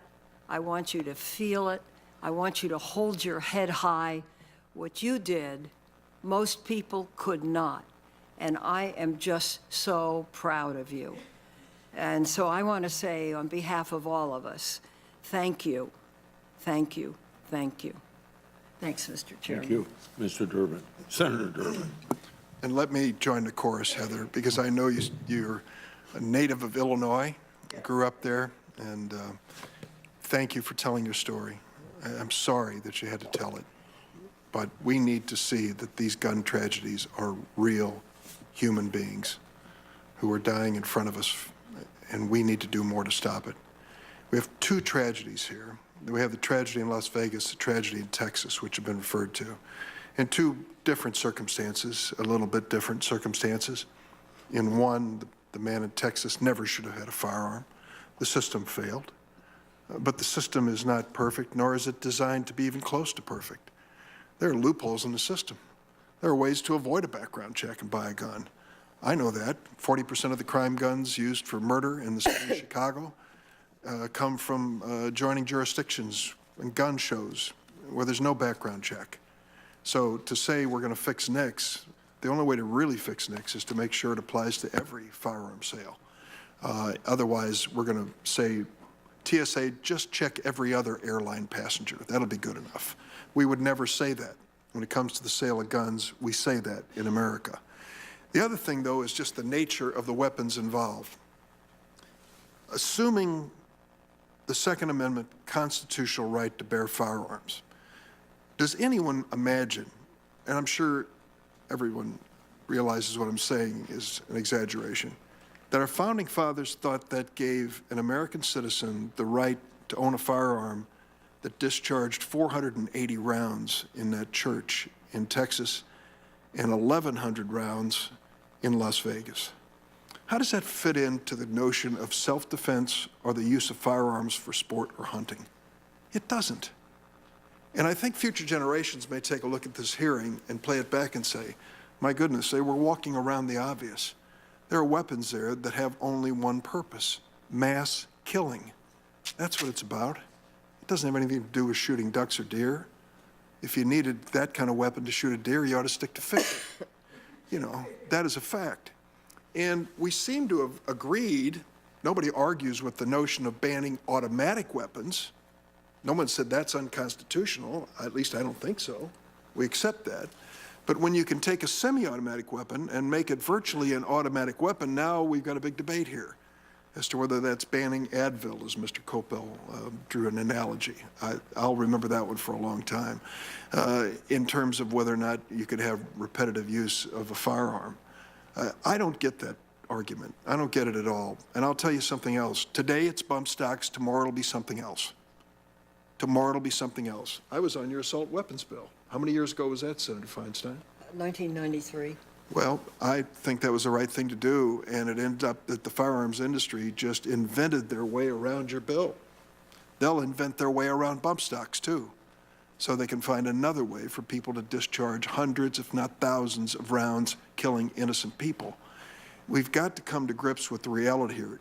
As the chief said, when 91% of the American people say to us, for goodness sakes, be sensible, use common sense when it comes to background checks, use common sense when it comes to firearms. Even firearm owners are saying that to us. We can't hear it in Congress. We're not paying close enough attention to hear it and do something about it. Chief, there's a measure before the House of Representatives about concealed carry. Right now, every state sets its standard. There are people, the National Rifle Association, others argue we got to do away with that. We've got to say if you're concealed carry, allowed to carry a concealed weapon in one state, you can carry it into another with impunity. What do you think of that proposal? I think it's misguided, and I will tell you, I think it's dangerous for the community, and I think it's dangerous for my police officers. There are a lot, and Senator Cruz and Senator Cornyn talked about the two gentlemen that intervened in that case, and I will tell you that they did help in that situation, but there are many, many more, hundreds of times more situations where someone with a gun inserts themselves into a situation thinking that a firearm will solve a problem. And as a cop I've been a cop for 40 years, and I know this from firsthand experience, that there's only a rare occasion when the use of a gun is lawful, appropriate, and necessary. And Sutherland Springs may have been one of those situations, but the presence of a gun, in my view, only increases the danger to the community and to my police officers. Thank you. Thanks, Mr. Chairman. Senator Coons, I think you'll be the last one. Thank you, Chairman Grassley, Ranking Member Feinstein, and I want to thank this panel of witnesses for their testimony, and particularly, Heather, for your testimony and for the insight that you give all of us and everybody who is watching about what the horrific experience of being a victim of gun violence and around those who are struggling to survive an incident like this go through.